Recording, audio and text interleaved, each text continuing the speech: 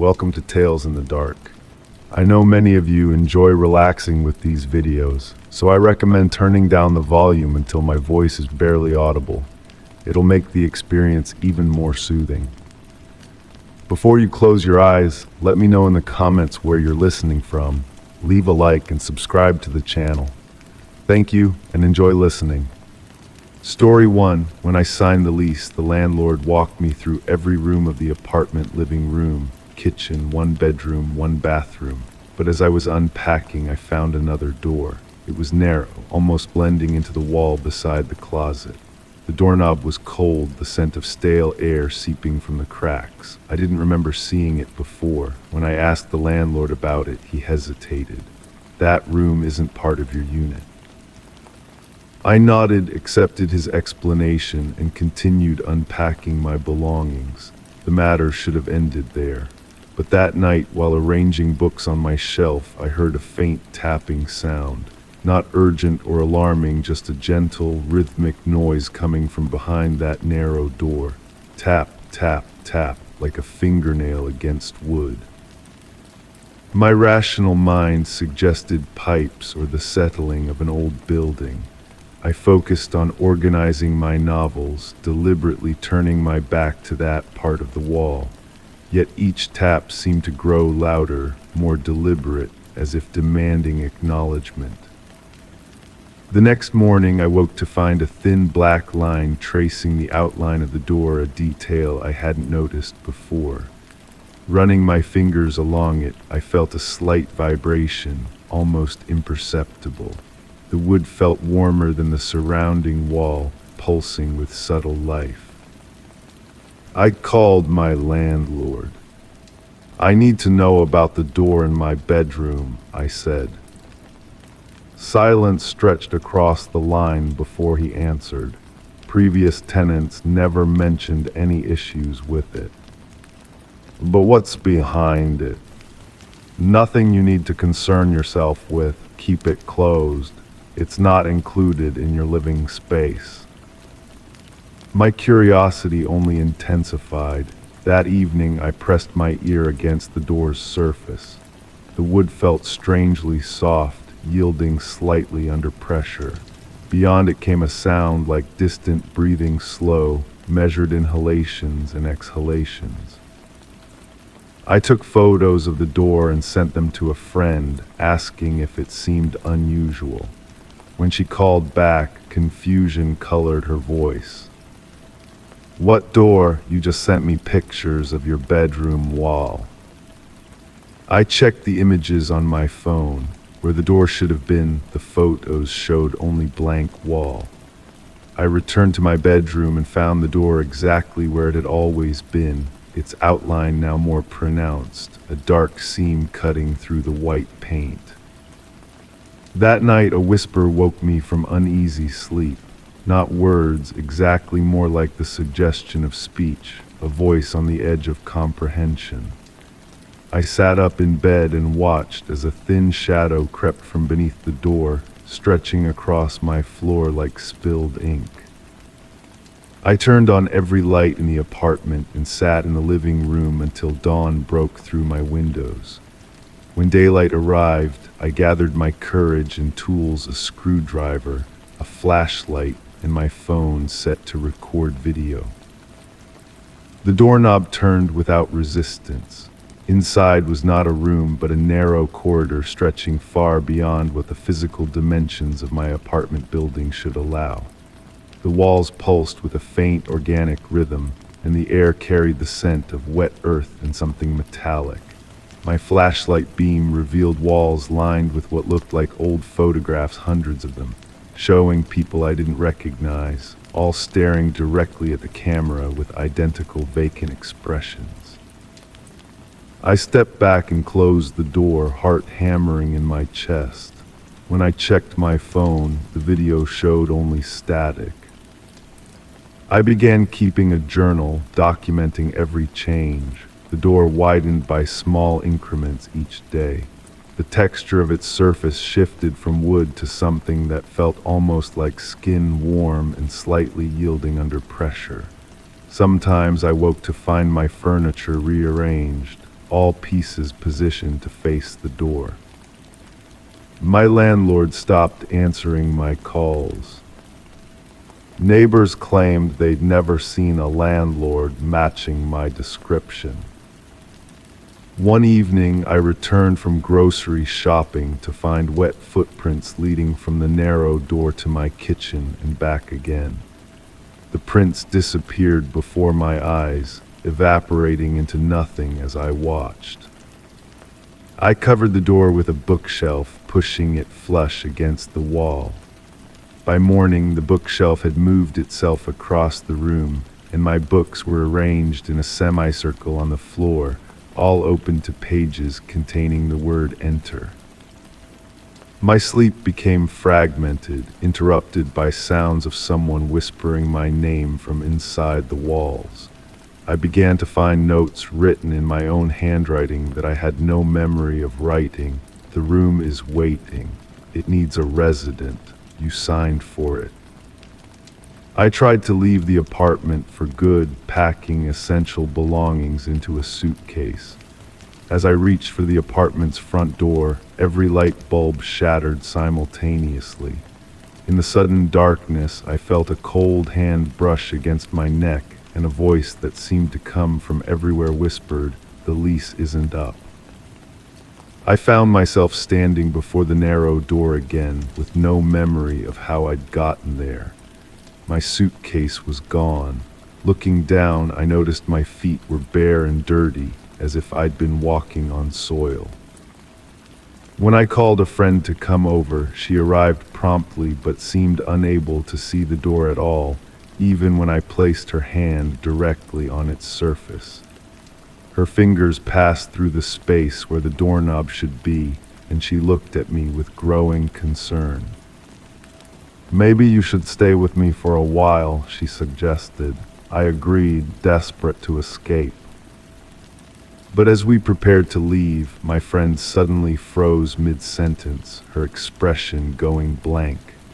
She turned and walked out of the apartment without another word, ignoring my calls. That night, the whispers became a single clear voice, perfectly matching my own. "You knew when you signed." I finally confronted the door directly, standing before it with newfound determination. "What do you want from me?" The door swung open without being touched. The corridor beyond had changed now. It contained an exact replica of my apartment, but mirrored, with all furnishings reversed. Standing in the doorway of this inverted space was my own reflection, but it moved independently, gesturing for me to enter. I stepped forward. The air shifted around me, and I felt something fundamental change, as if reality itself had been subtly altered.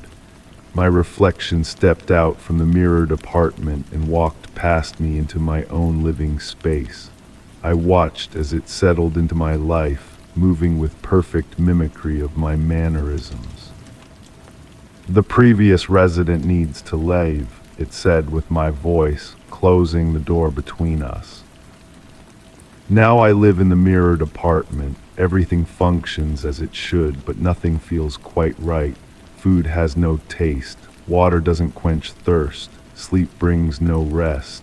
Sometimes I catch glimpses of the other me living my former life through windows that shouldn't exist. I understand now what the landlord meant. The room isn't part of the unit is part of the room. A waiting space, a vessel. Each tenant serves their purpose until a replacement arrives. I've found a stack of lease agreements in a drawer, each signed with different names but identical handwriting. My signature rests at the bottom of the most recent one, though I have no memory of signing it. The walls pulse around me, breathing in perfect rhythm with my own lungs. Sometimes I press my ear against them and hear the faint sounds of someone new moving in next door. I wonder if they'll find the door that isn't on their lease. I wonder if I'll be the one waiting behind it. Story 2. The antique store owner warned me that the mirror was just decorative and not to stare too long. I laughed it off, took it home, and hung it above my dresser. That night, as I walked past, I froze. My reflection was moving just a half second behind me. I turned my head and it caught up, its eyes locking onto mine. The scent of old wood and something metallic filled the room. Then, for the briefest moment, it smiled. I blinked hard, convincing myself it was exhaustion playing tricks. The mirror itself was beautiful, ornate bronze frame with intricate carvings of what appeared to be vines and small, almost human-like faces hidden among the leaves. I'd purchased it at a steep discount, the shopkeeper oddly eager to part with it despite its craftsmanship. Sleep came fitfully that night. I woke repeatedly to the sound of something like fingernails tapping against glass. Each time I turned on my lamp, the sound stopped immediately. By morning, I had convinced myself it was just the settling of my old apartment building, or perhaps a branch against a window. The next evening, I noticed something peculiar while brushing my teeth. My reflection's movements seemed to lag, but only in peripheral vision. When I looked directly, everything synchronized perfectly. I leaned closer, examining the mirror's surface for imperfections that might explain the illusion. The glass felt cold, unnaturally so against my fingertips, and there was something else, a faint smell, like copper pennies and damp soil. I pulled back quickly when I realized my reflection remained pressed against the glass for a heartbeat after I withdrew. I began documenting these occurrences in a notebook. Initially, this was to prove to myself that I was imagining things a rational approach to quiet my growing unease. I wrote detailed descriptions of each incident, took photographs of the mirror at different times of day, even recorded audio while I slept. The recordings revealed whispers indecipherable but distinctly human coming from the direction of the mirror during the night. The photographs showed nothing unusual, except one where my reflection appeared to be looking slightly away from the camera while I was clearly looking directly into it. My fascination overcame my fear. I found myself spending hours sitting before the mirror, watching, waiting for discrepancies. I'd wave my hand and count the milliseconds before my reflection followed. The delay was growing longer. Sometimes, when I turned away, I could swear my reflection remained, watching me from the corner of the glass. I began to notice other changes in my home. Objects moved slightly between morning and evening. My coffee would be cold before I took a sip. The walls of my bedroom seemed to vibrate with a low-frequency hum that I could feel in my teeth but couldn't quite hear.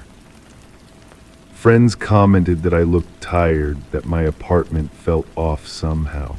One refused to use my bathroom, claiming she felt watched. Another knocked over a glass when he noticed the mirror's reflection showed him with his arms at his sides while he was gesturing during a story. I covered the mirror with a sheet one night, securing it with tape along all edges. In the morning, the sheet lay neatly folded on my dresser. I have no memory of removing it. The mirror began to dominate my thoughts. Work suffered as I found myself sketching its frame in meetings, drawing those small faces hidden in the bronze vines over and over. My sleep deteriorated further. In rare moments of rest, I dreamed of standing on the other side of glass, watching someone who looked exactly like me sleeping in my bed. I decided to return the mirror to the antique shop.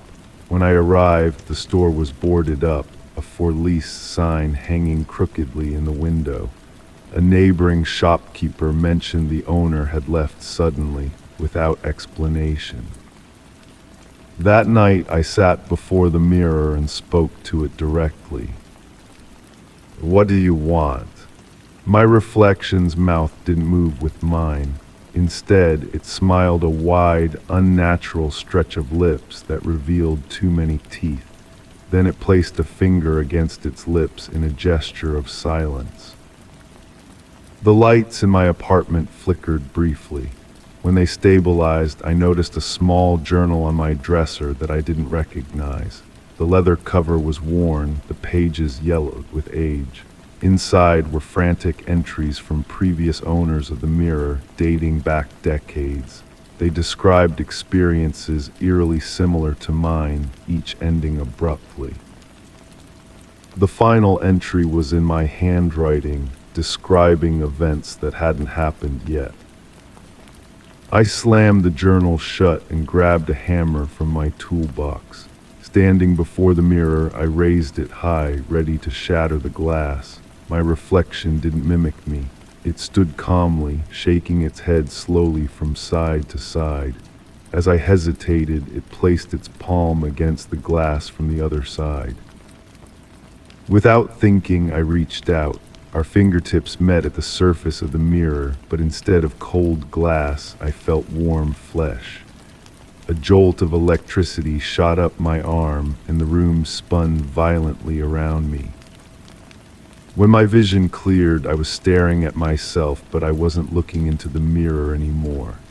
I was inside it, looking out. The other me smiled, picked up my hammer, and walked away. I've lost track of how long I've been here. The space behind the mirror isn't empty as you might expect. It's a reversed version of my apartment, everything backward but otherwise identical, except there are no doors leading out, no windows to the outside world.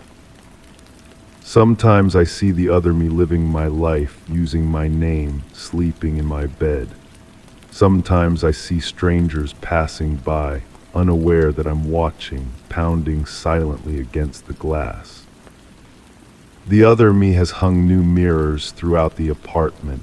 I've noticed movements in their depths, reflections that move independently. I wonder how many of us are trapped in here, waiting. Last night, the other me brought someone home, a friend I haven't seen in years. They admired the mirror, commenting on its unique frame. As they leaned closer to examine the details, I saw their reflection hesitate, falling a half-second behind. The other me smiled knowingly. If you're reading this, be careful of antique mirrors with ornate frames and faces hidden in the details. And if your reflection ever seems to move just a little too late, or smile when you're not smiling, run. Because I think the other me is collecting more reflections, expanding this prison. And I've noticed something else, something that makes me question everything. In certain light, at certain angles, I can see that the other me has its own reflection now, and that reflection sometimes moves independently too. I fear we're all just reflections of reflections. Copies of copies, stretching back to an original none of us can remember. And none of us is getting out. Story 3, the grass behind my new house was soft, untouched, no stones, no markers, but when I walked across it, the earth felt hollow, shifting under my feet. The wind carried the scent of damp soil, thick and cloying. That night as I lay in bed, I heard the sound of footsteps, slow and dragging, pacing just outside my window. In the morning there were no footprints, just deep impressions in the grass as if something had been pressing up from below. I convinced myself it was just the settling of a new home, the unfamiliar sounds of a different structure. But the impressions remained, forming a path that circled my bedroom window before disappearing at the edge of the woods. I took photos with my phone, planning to ask the previous owner about any landscaping oddities. The real estate agent had mentioned nothing unusual about the property, just an elderly owner who had passed away, with distant relatives eager to sell. A quiet neighborhood, she'd said, peaceful, but peace had eluded me since the day I moved in. I knelt beside one of the impressions and pressed my hand against it. The soil felt cold, much colder than the surrounding ground, despite the warm sunshine overhead.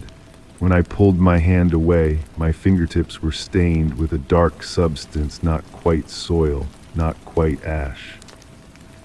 That evening I sat at my kitchen window, watching the field as shadows lengthened across it.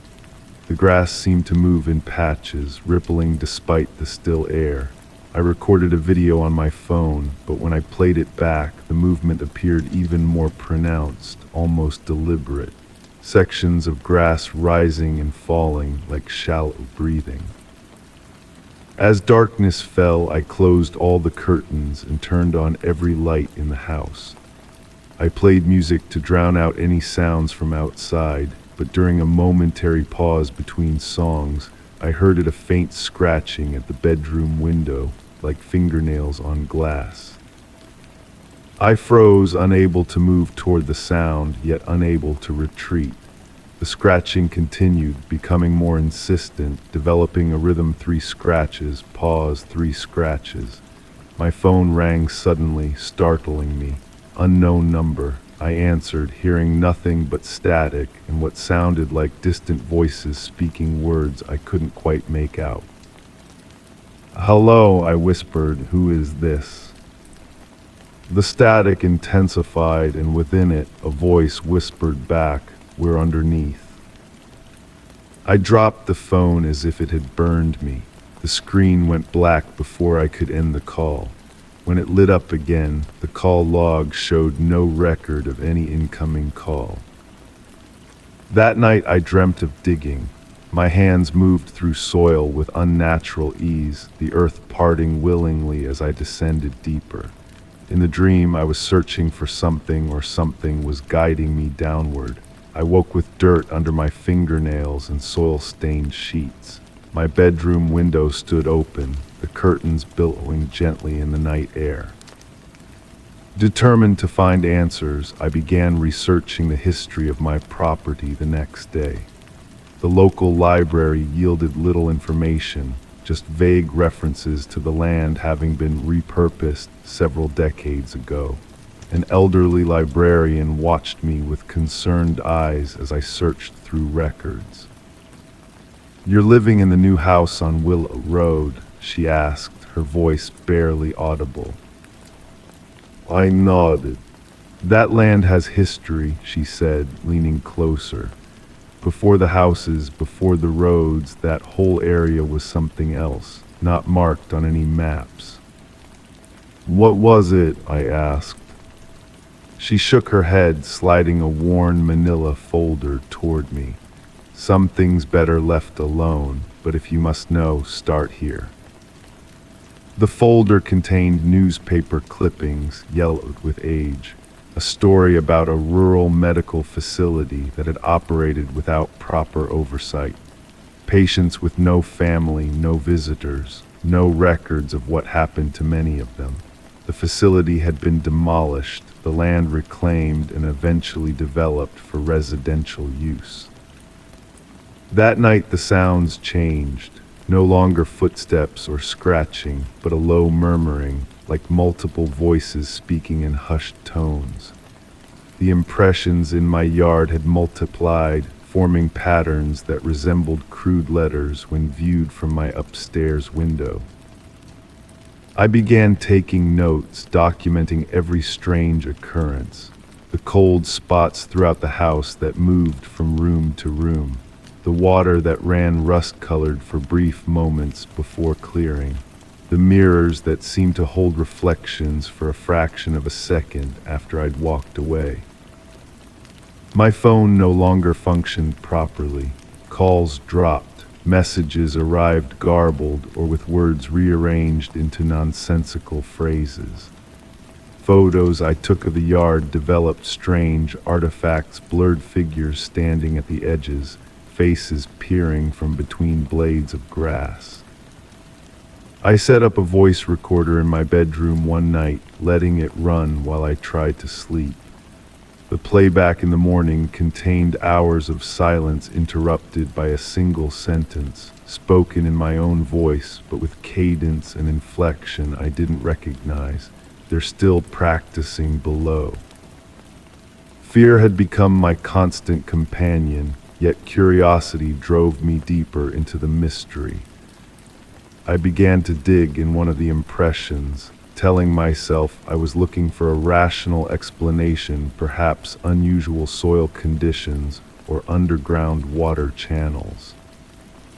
The earth gave way easily, too easily, as if it wanted to be disturbed.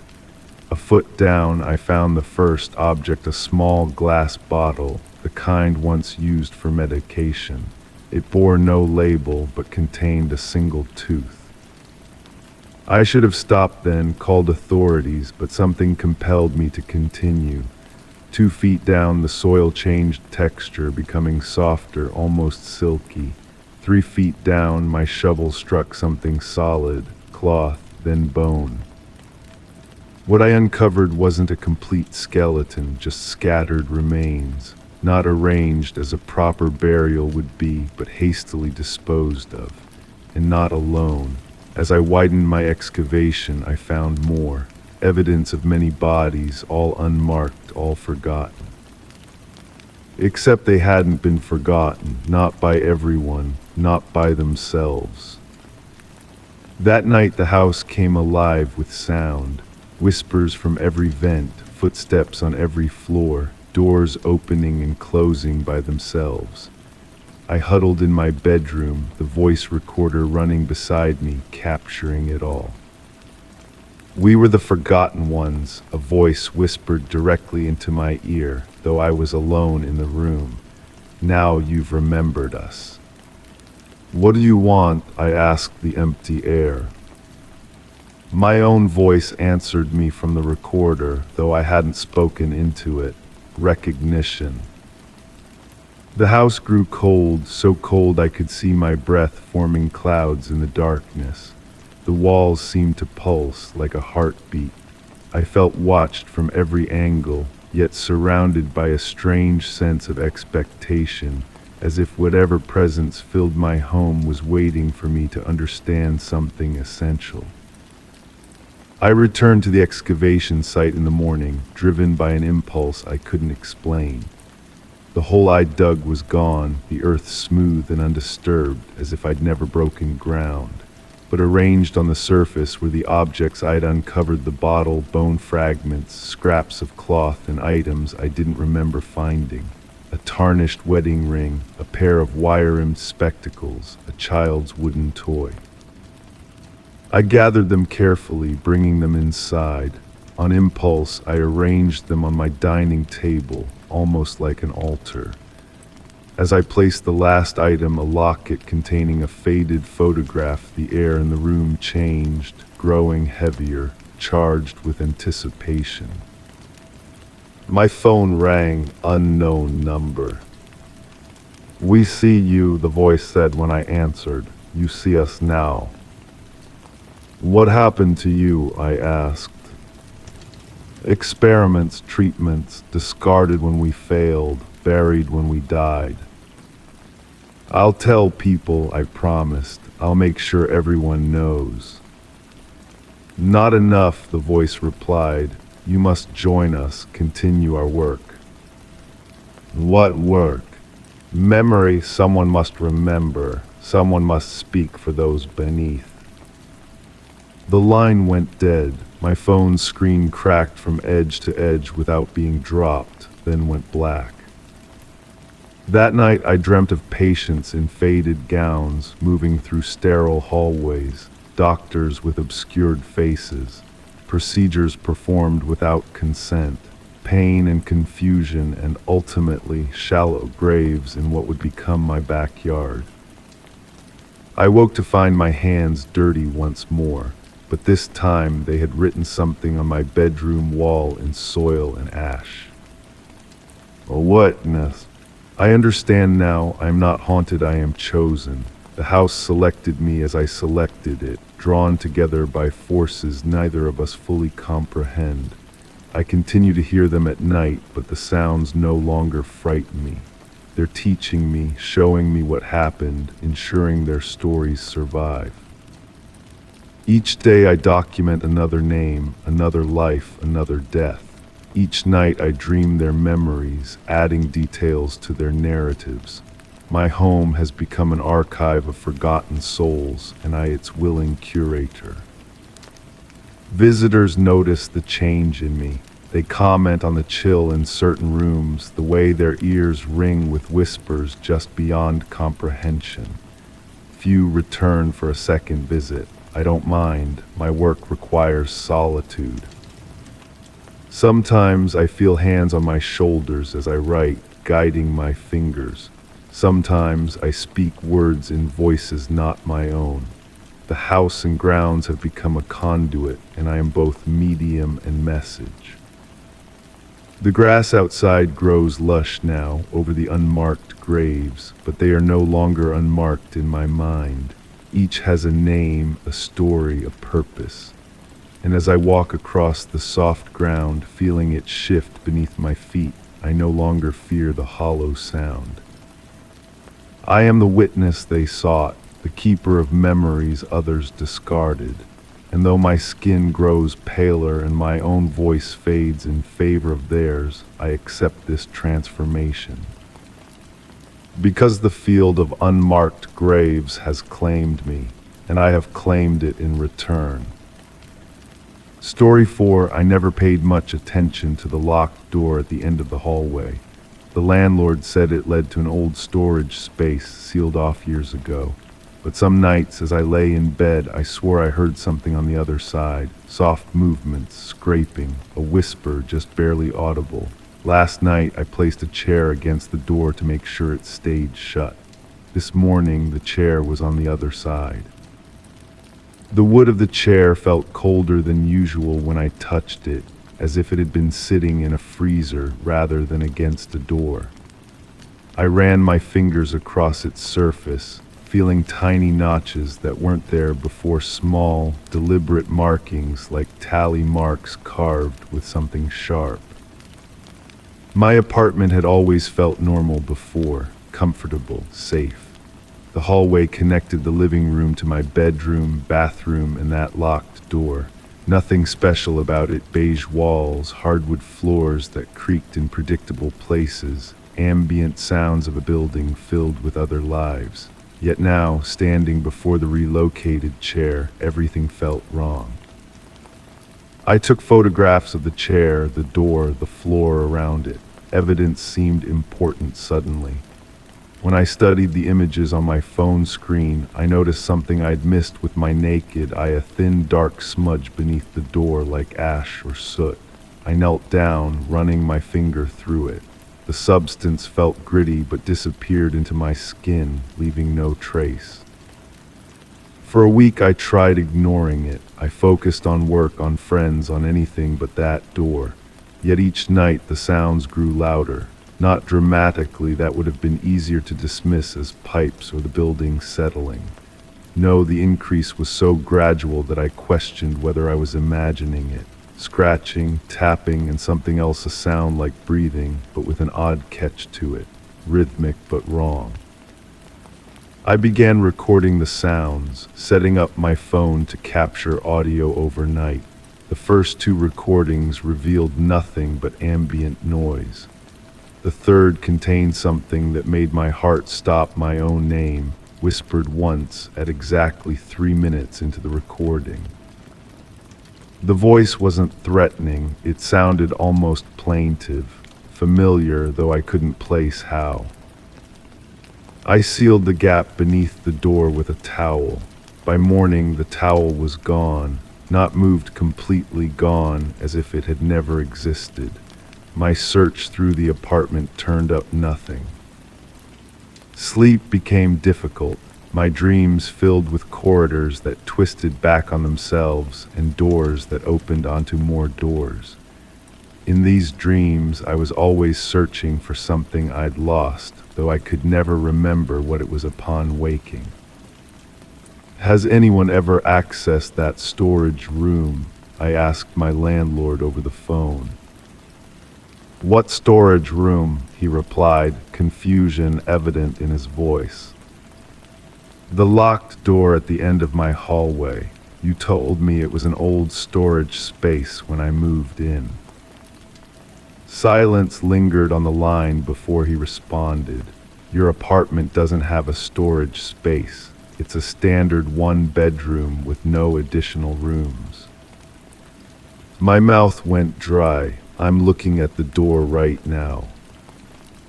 "There shouldn't be any door there according to the building plans," he said. "Let me check my records." He never called back. My messages went unanswered.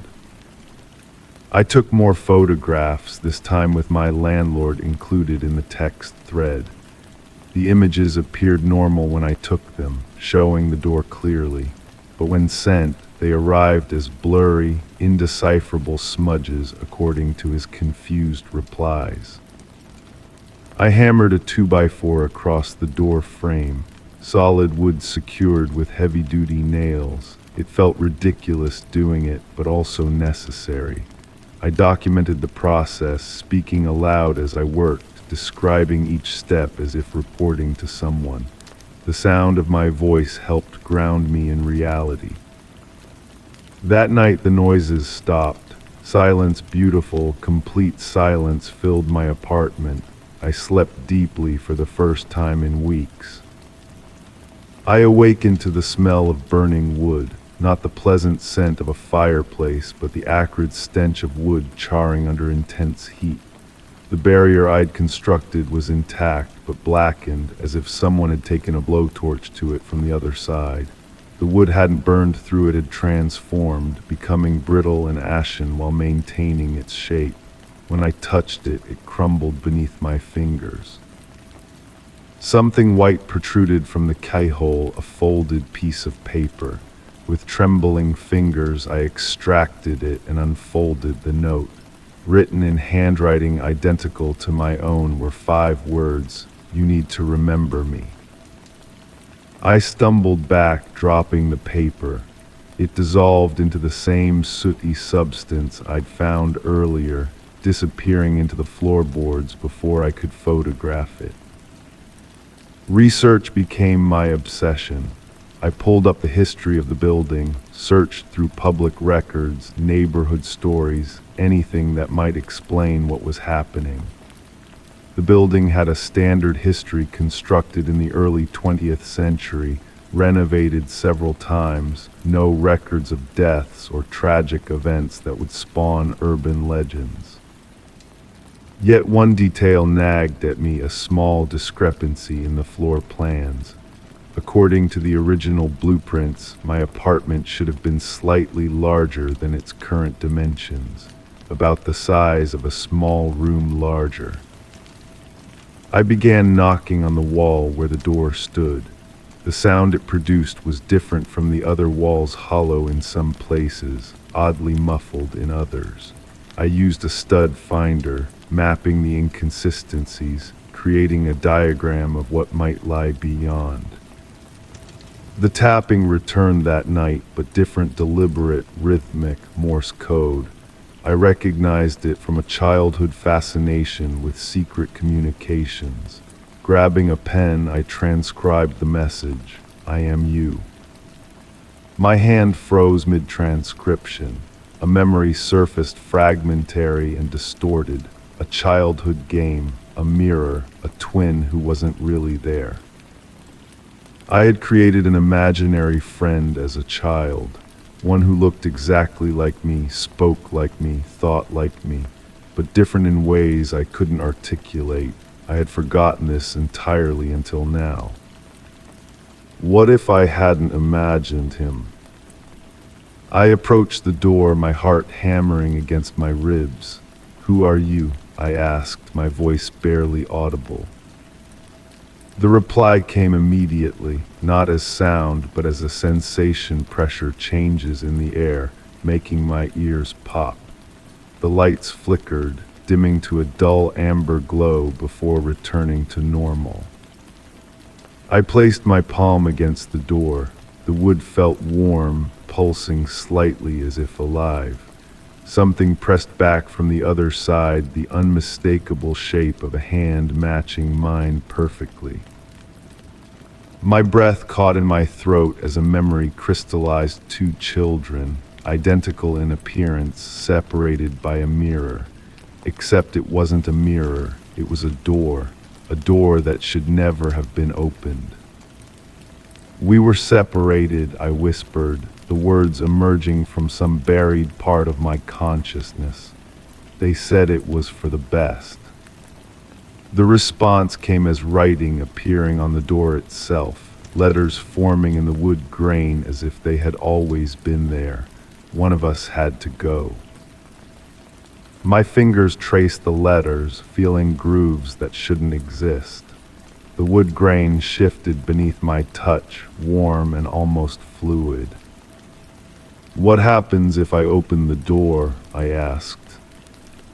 No answer came, just a sense of anticipation that filled the hallway like a physical presence. I found the key in my bedside drawer, tucked inside an envelope I'd never opened. Had it always been there? The metal felt unnaturally heavy in my palm, carved with symbols I didn't recognize but somehow understood. Standing before the door, key in hand, I hesitated. Whatever waited on the other side had been separated from this world for a reason. Opening it might unravel everything I believed about myself, about reality. But the pull was irresistible, a gravity beyond physical laws.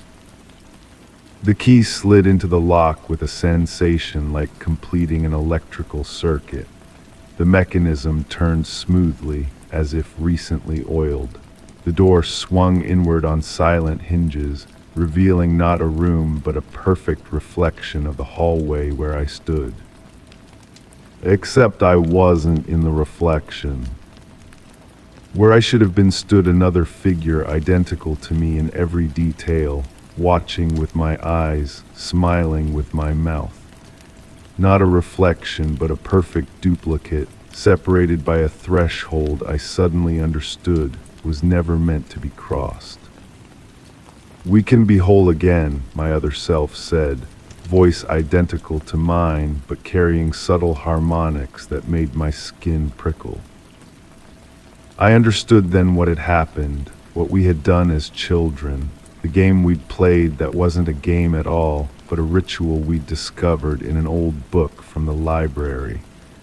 A ritual to create two from one, to experience life through two parallel existences. But something had gone wrong. The separation that should have been temporary had become permanent when the adults found us and sealed the door, not understanding what we'd done, not realizing they'd trapped half a consciousness in a pocket dimension. My double extended a hand across the threshold. "I've lived your shadow life all these years. I've experienced everything you have, but from the other side, the dark mirror of your existence." I reached toward the outstretched hand, fingers trembling. "What happens if we touch?" "We become whole again," my other self whispered. "But one consciousness cannot exist in two places. One version of reality must fade." Our fingertips hovered inches apart, the air between them shimmering like heat waves rising from summer pavement. "Which one of us disappears?" I asked. My double's smile widened slightly. "Does it matter? We're the same person." Were we, though, after all these years separated, experiencing different versions of the same life, could we truly be identical? The differences might be subtle, a slightly darker thought here, a slightly brighter feeling there, but they would exist. I pulled my hand back. "No, I need to know who you really are first." Something flickered across my double's face, annoyance or perhaps respect. "Wise, but there's no more time." My duplicate gestured behind me. "Look." I turned to see the hallway behind me changing. the walls becoming transparent like thinning ice, revealing an endless void beyond. The separation was breaking down. Soon, both our realities would collapse. "We need to decide," my other self said urgently. "One reality survives, one consciousness remains. Choose."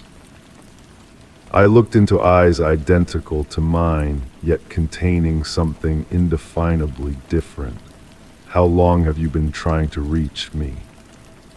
Since they sealed the door, at first just dreams, then small movements. Recently I grew stronger as the barrier weakened. The apartment shuddered around us. Cracks appeared in the ceiling, revealing not building infrastructure but swirling darkness. We were running out of time.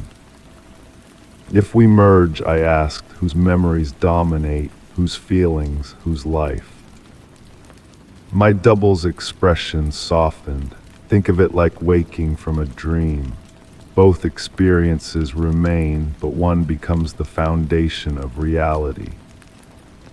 I took a deep breath and extended my hand again. Our fingers touched. The sensation defied description, like being turned inside out while remaining perfectly still. Memories flooded through me, a lifetime of experiences from the other side of the door. The lonely existence in a mirror world, the anger, the patience, the plan forming slowly over years. But something was wrong. These weren't memories of a parallel life, they were something else entirely. Something ancient that had waited, watched, and found a way to create a door where none should exist. I tried to pull away, but our fingers had fused together. My double's smile widened beyond what a human face should allow. "You chose," it said, its voice now layered with countless others, "and I accept." The world around us folded inward like collapsing origami. The hallway, the door, everything compressed into a single point of searing light. Then darkness. I never paid much attention to the locked door at the end of the hallway. The landlord said it led to an old storage space sealed off years ago. But some nights, as I lay in bed, I swear I hear something on the other side. Soft movements, scraping, a whisper just barely audible. My own voice calling my name. Story 5. The house came with everything left behind: old furniture, dusty paintings, and a small collection of porcelain dolls arranged on a shelf in the attic. I never touched them. But some nights I heard something, a faint, rhythmic whispering drifting down from above. The attic smelled of cedar and mothballs, but beneath it was something else, something sweet and decayed. I finally worked up the courage to check. Every doll was facing the door. I stood frozen in the doorway, my hand still gripping the cold brass knob. The shelf held 7 dolls in Victorian-style dresses, their glass eyes reflecting the beam of my flashlight. I could have sworn they had been arranged in a semicircle when I first toured the house, but now they stood in a perfect line, each tiny porcelain face turned toward me with expressions that seemed just a touch too aware. "Just the previous owner's arrangement," I whispered to myself, though my voice sounded hollow in the cramped space. The floorboards creaked as I approached the shelf, dust particles dancing in the flashlight beam. I noticed something peculiar about the dolls' dresses. Each had a small pocket, and from one peeked the corner of what appeared to be a folded note. My fingers trembled as I removed the yellowed paper from the pocket of the largest doll, a brunette with rosy cheeks and a blue dress. The note contained a single line of text in faded cursive: "We hear you breathing while you sleep." A chill ran through me. I quickly stuffed the note back and retreated downstairs, convincing myself it was just a bizarre prank by the previous owner or their children. That night, I pulled the covers up to my chin despite the warmth of the bedroom and tried to ignore the persistent feeling of being watched. Morning brought clarity and rational thought. The note was undoubtedly a harmless joke, and my imagination had turned it into something sinister in the dark.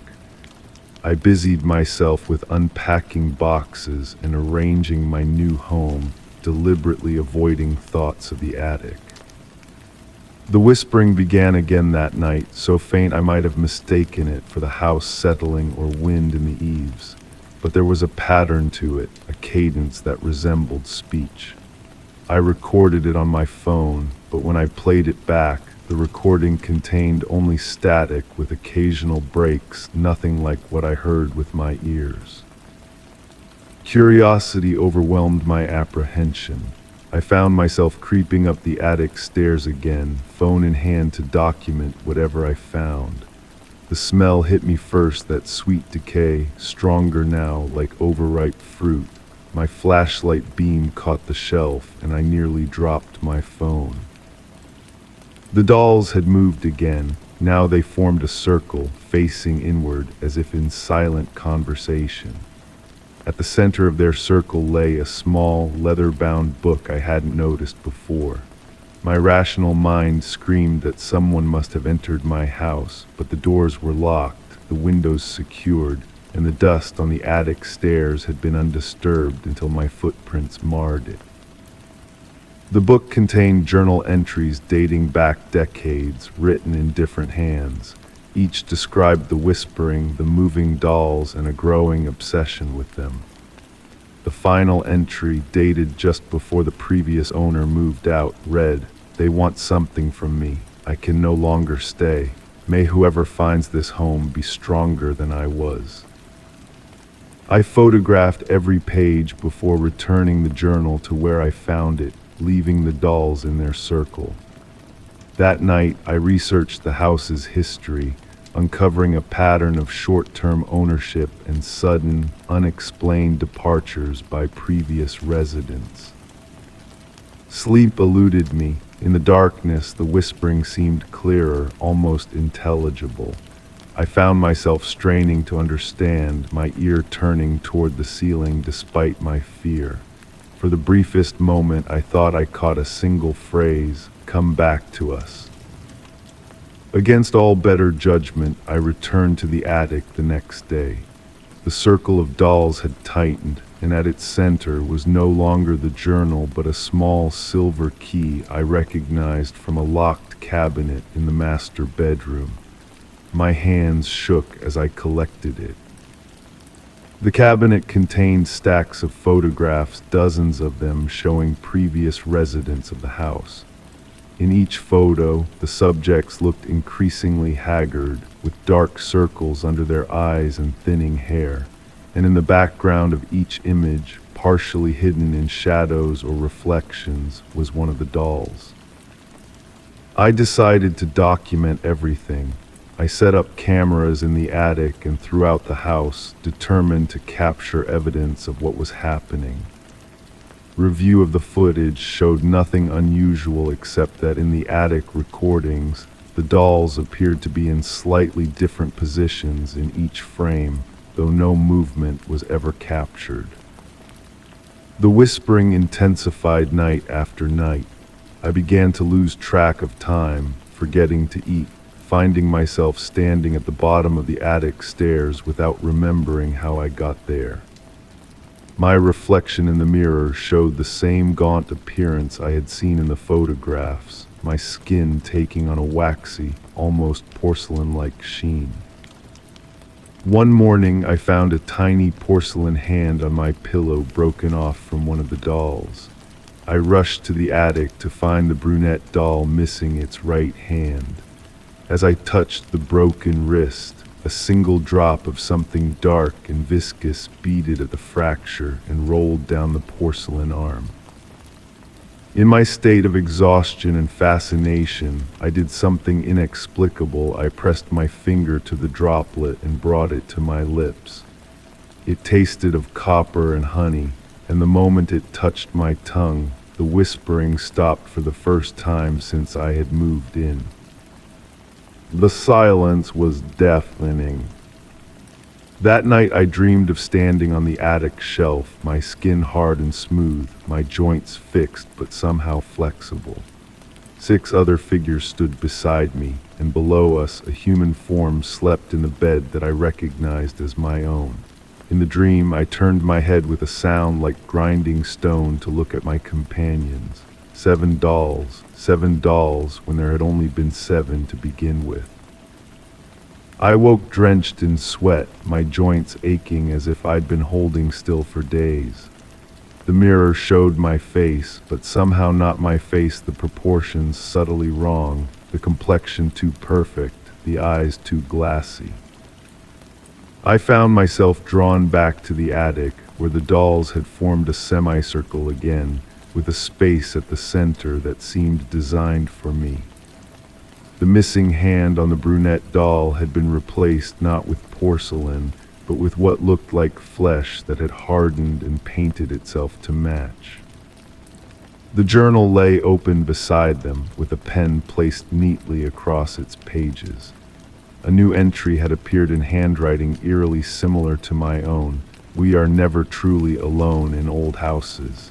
The previous occupants leave parts of themselves behind in the walls, in the foundations, in the treasures they cannot bear to take with them.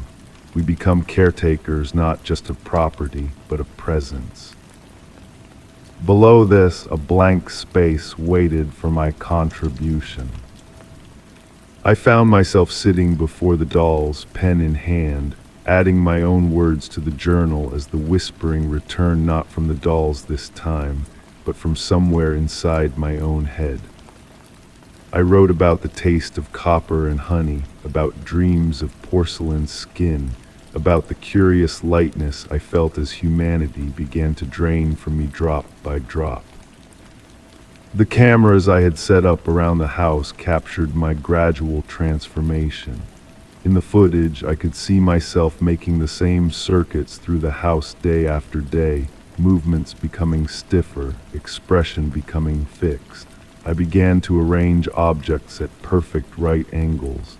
I collected small, shiny things and brought them to the attic. I stopped eating, I stopped sleeping. I felt no need for either. One particularly aware moment, I tried to leave the house to seek help. I made it all the way to the front door, keys in hand, before a pain like fire shot through my joints. I looked down to see hairline cracks forming across my knuckles, tiny fissures in skin that now reflected light just a little too much. I returned to the attic and the pain subsided. What remained of my rational mind cataloged these changes with detached interest. I was becoming something else, not dead, but not quite alive either. The process accelerated with each drop of the dark liquid I consumed from the broken doll. The whispering became a chorus, and I finally understood the words, "Make room for the next one." I sit now at my desk, writing this as a warning or perhaps an invitation. My movements have grown stiff, my skin cooled to the touch. The transformation is nearly complete. Soon, I will take my place on the shelf with the others, and we will wait for the next occupant of this house. The real estate agent has already scheduled the first showing. We can hear footsteps on the front porch now. The lock turns. A family enters, a tired-looking parent and a curious child who immediately asks about the attic. We will wait, we will whisper, we will welcome them to our home. And when they sleep, we will breathe together in perfect silence. Story 6. I had walked the woods behind my house 100 times, memorizing every trail and tree. But during yesterday's storm, a new path appeared, narrow, overgrown, leading into the deepest part of the forest. The wet leaves smelled rich and earthy, masking something bitter underneath. I followed it for what felt like miles before the rain stopped. When I turned back, the path was gone. The trees were silent, but in the distance, I swore I saw footprints leading toward me. Sleep never came that night. Something about that vanishing trail gnawed at my thoughts. The rational part of my mind insisted I had simply gotten turned around in the downpour, but another voice whispered otherwise. Outside my window, the woods stood motionless under clearing skies, revealing nothing. Morning brought weak sunlight and a decision. I would return and prove to myself that stress and poor visibility had created an illusion. The forest welcomed me with familiar sounds, birds calling, branches creaking in the gentle breeze. I retraced my steps from memory, scanning for any sign of the mysterious path. Nothing appeared unusual.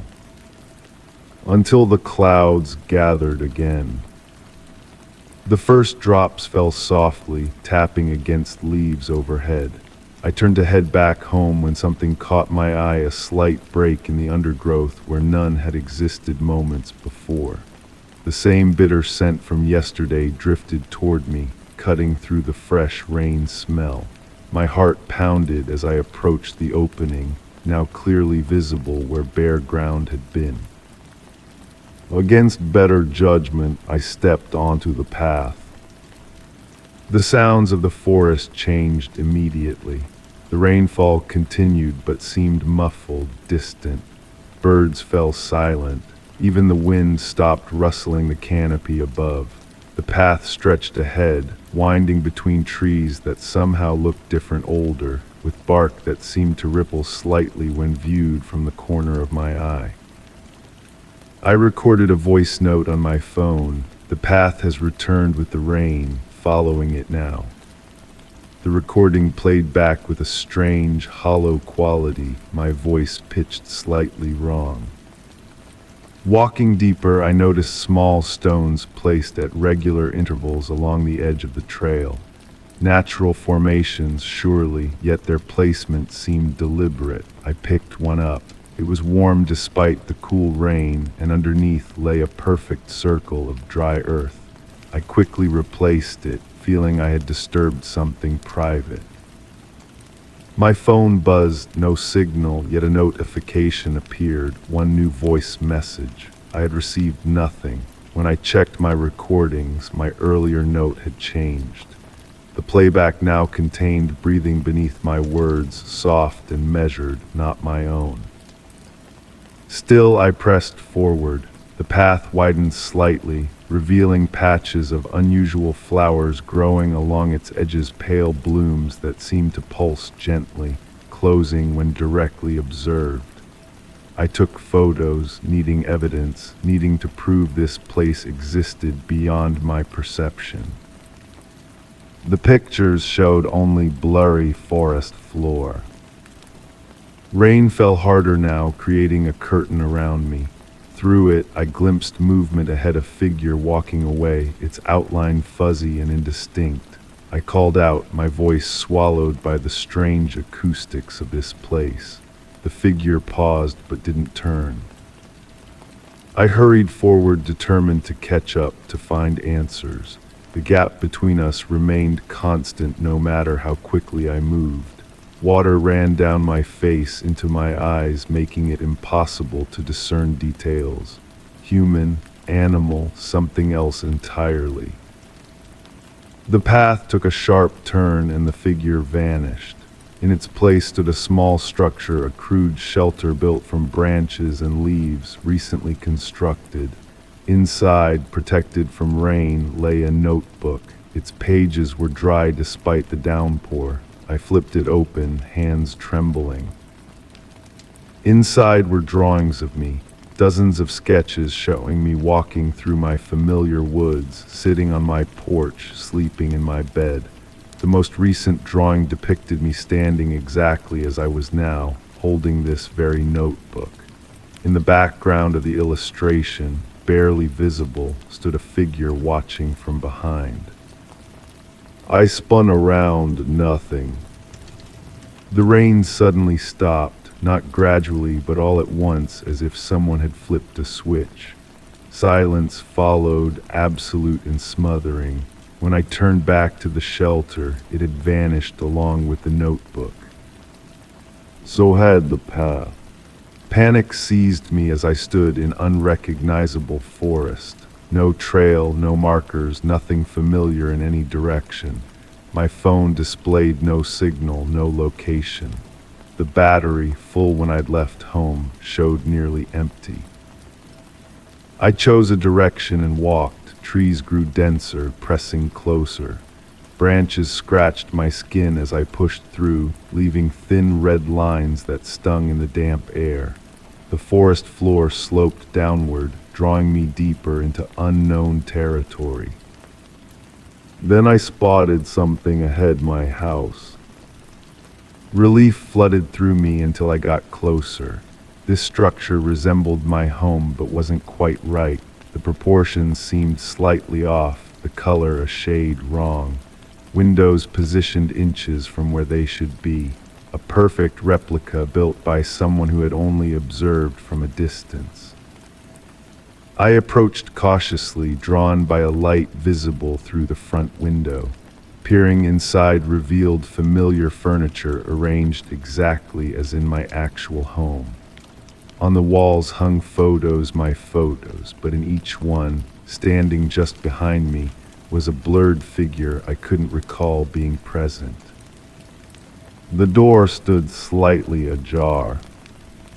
A rational voice screamed to run, to find my real house, but curiosity pulled stronger.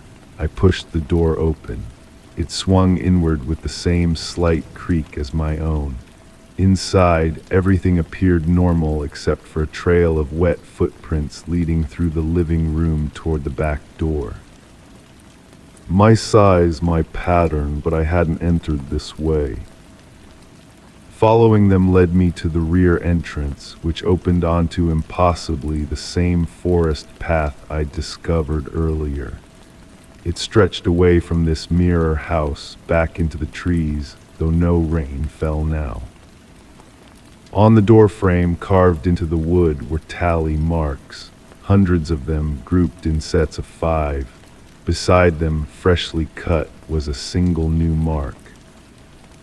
I stepped back onto the path, drawn forward by a compulsion beyond my control. The forest darkened around me despite no change in the sky above. Sounds returned subtle at first, then growing, rustling leaves, snapping twigs, whispered conversations just beyond comprehension. The path ended at a clearing perfectly circular in shape. At its center stood a weathered stone table.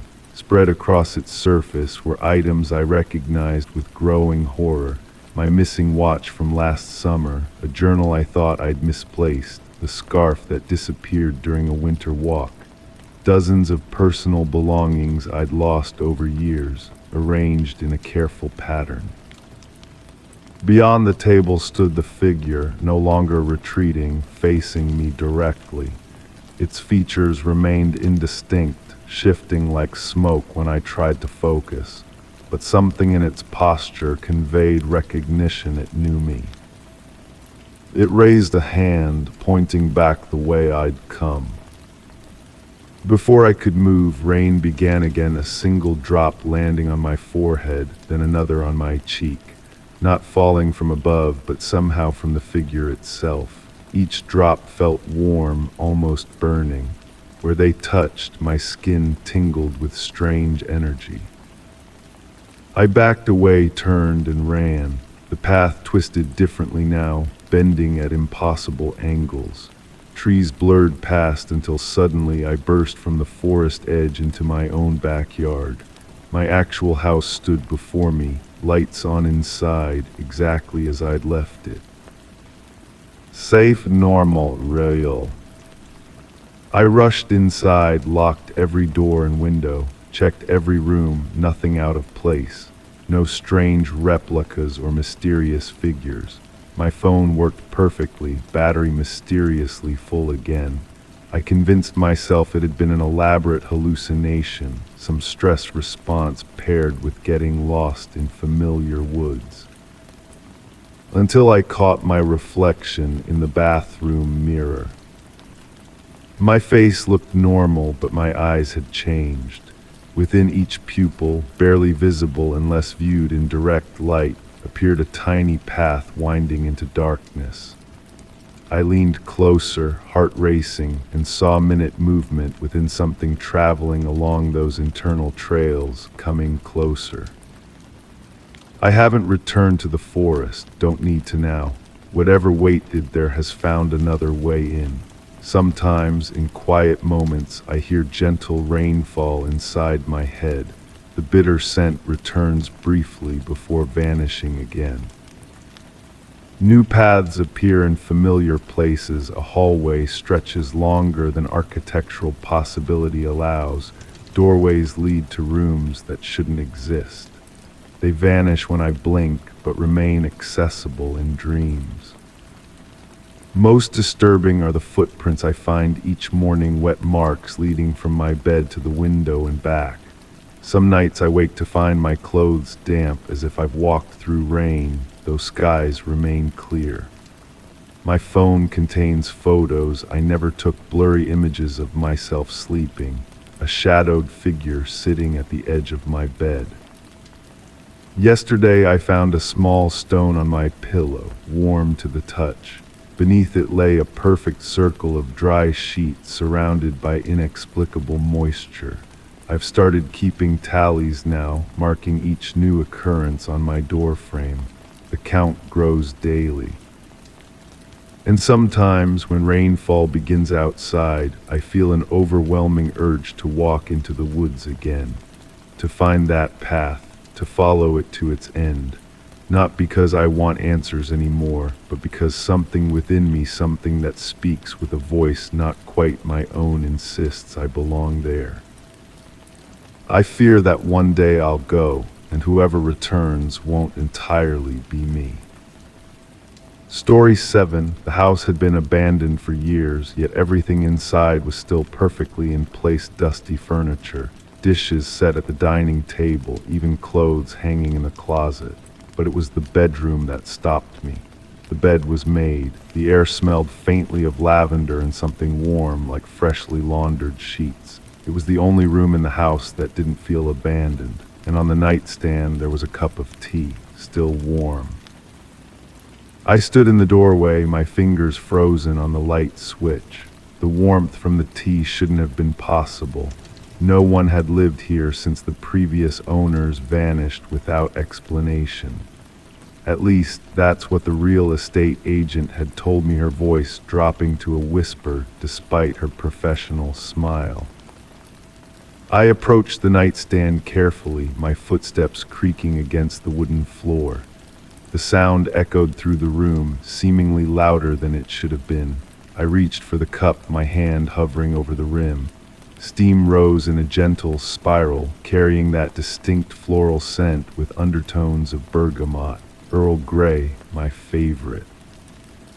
This had to be a bizarre coincidence, or perhaps a prank by the agent to create mystique around the property.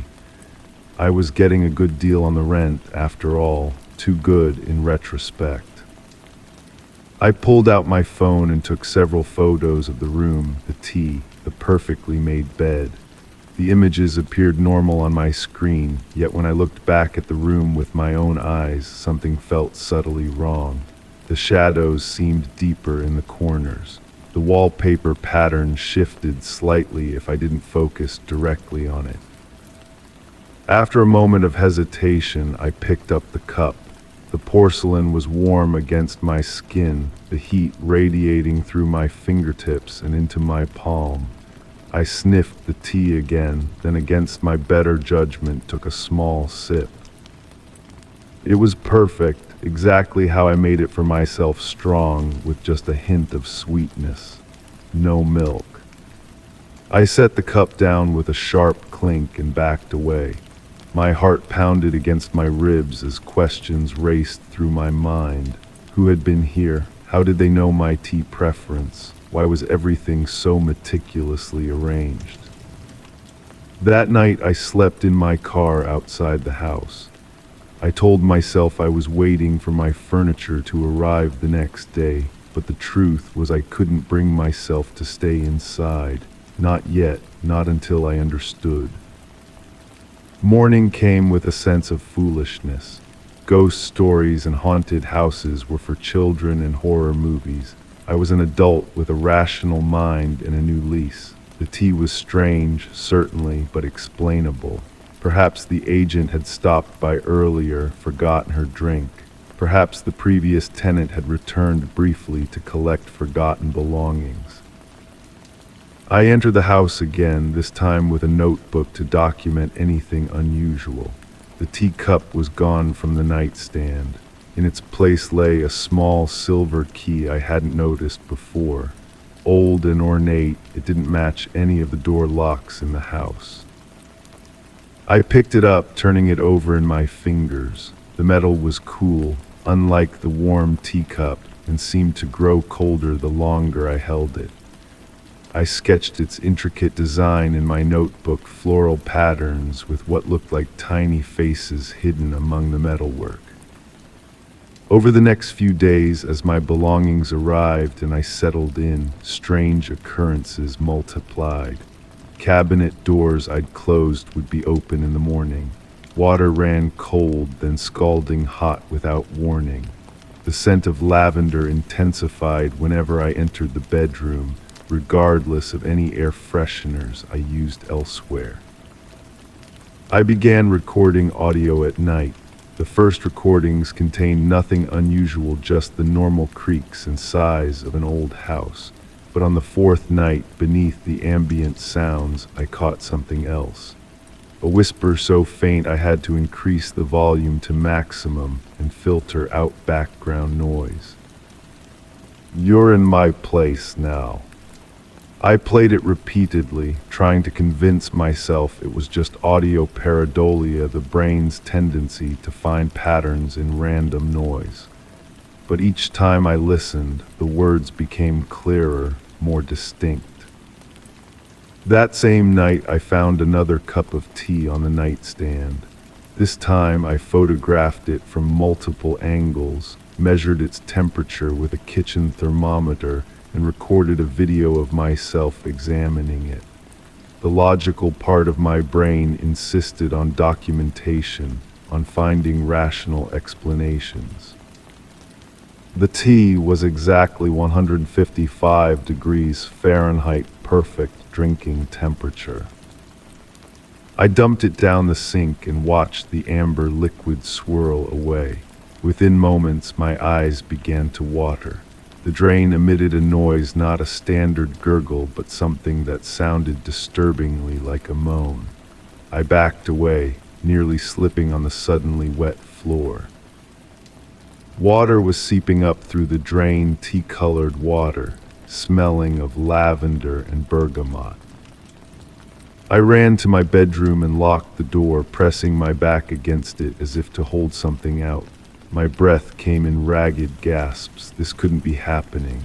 I closed my eyes, counting backward from 100, focusing on each number. When I reached 0 and opened my eyes, a silver key identical to the one from the nightstand lay on my pillow. The next day, I began searching the house systematically, looking for hidden rooms or spaces where someone could be hiding. I knocked on walls, measured dimensions of rooms against the exterior of the house, and examined air vents. Nothing seemed out of place structurally, yet the feeling of wrongness persisted. In the basement, behind an old bookcase filled with moldy paperbacks, I found a door. Small, almost like a maintenance access, it had no handle, just a keyhole. The silver key slid in perfectly. The lock turned with a click that seemed to reverberate through the entire house. The door swung inward, revealing darkness so complete it appeared solid. I shined my flashlight inside, but the beam seemed to terminate after just a few feet, absorbed by the blackness.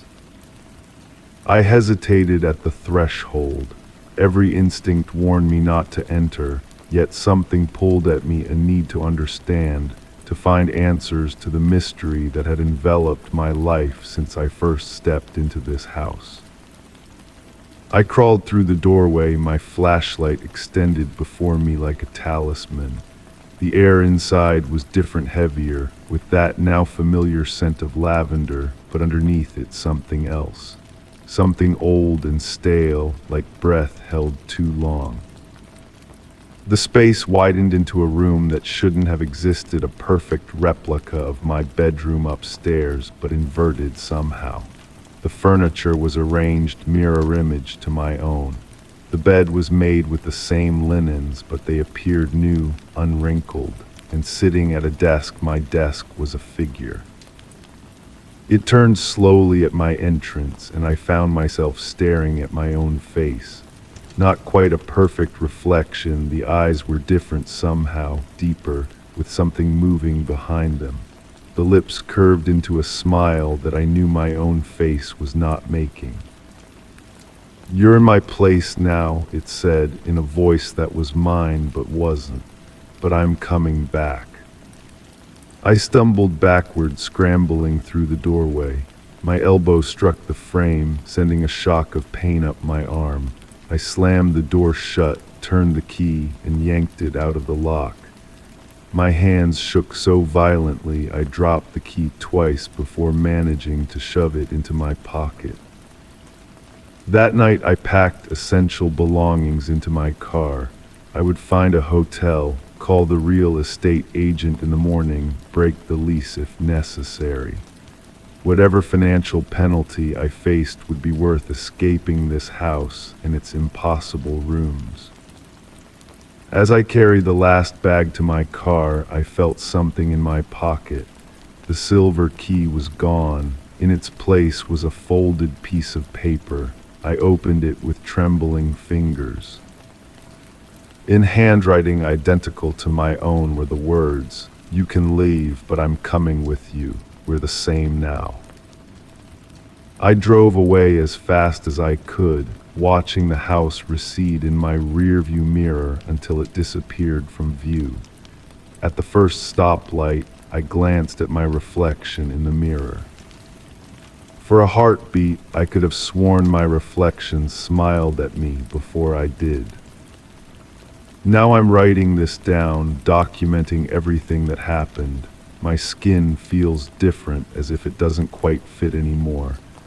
The scent of lavender follows me everywhere, and whenever I make tea, which I still do, compulsively, it always tastes exactly the same, perfect.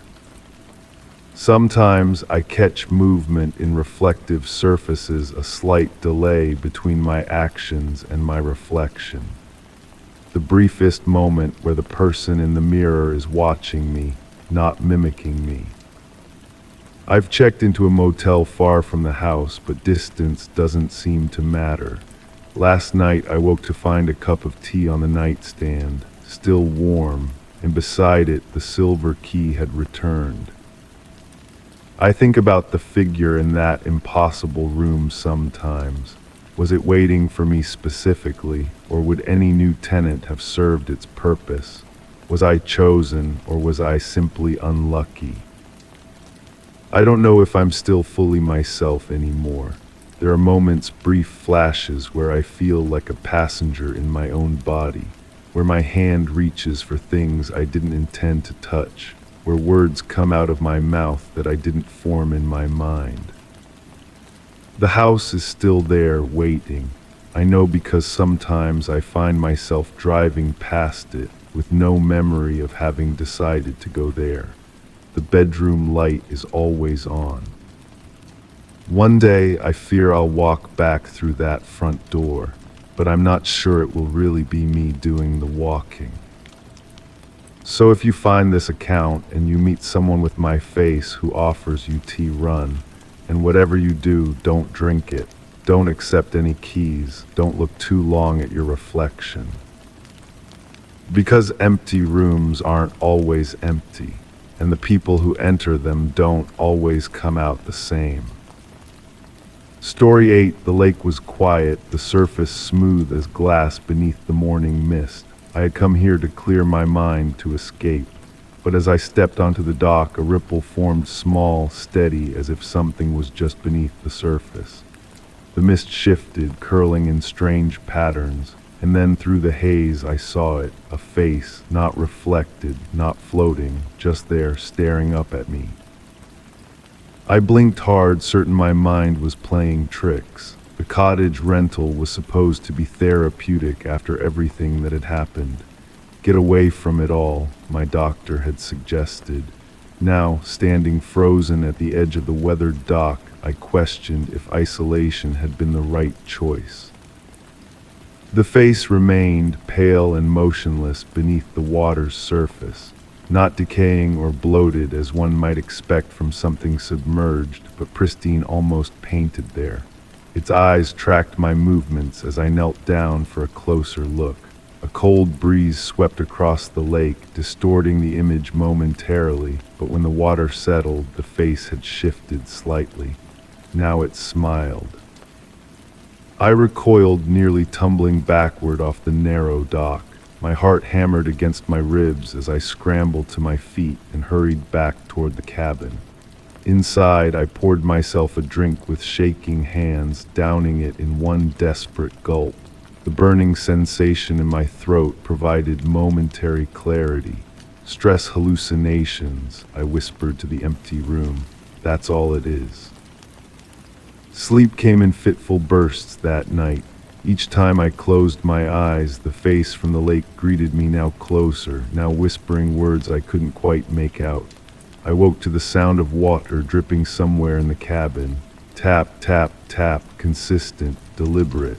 I checked the bathroom and kitchen, but all faucets were firmly shut.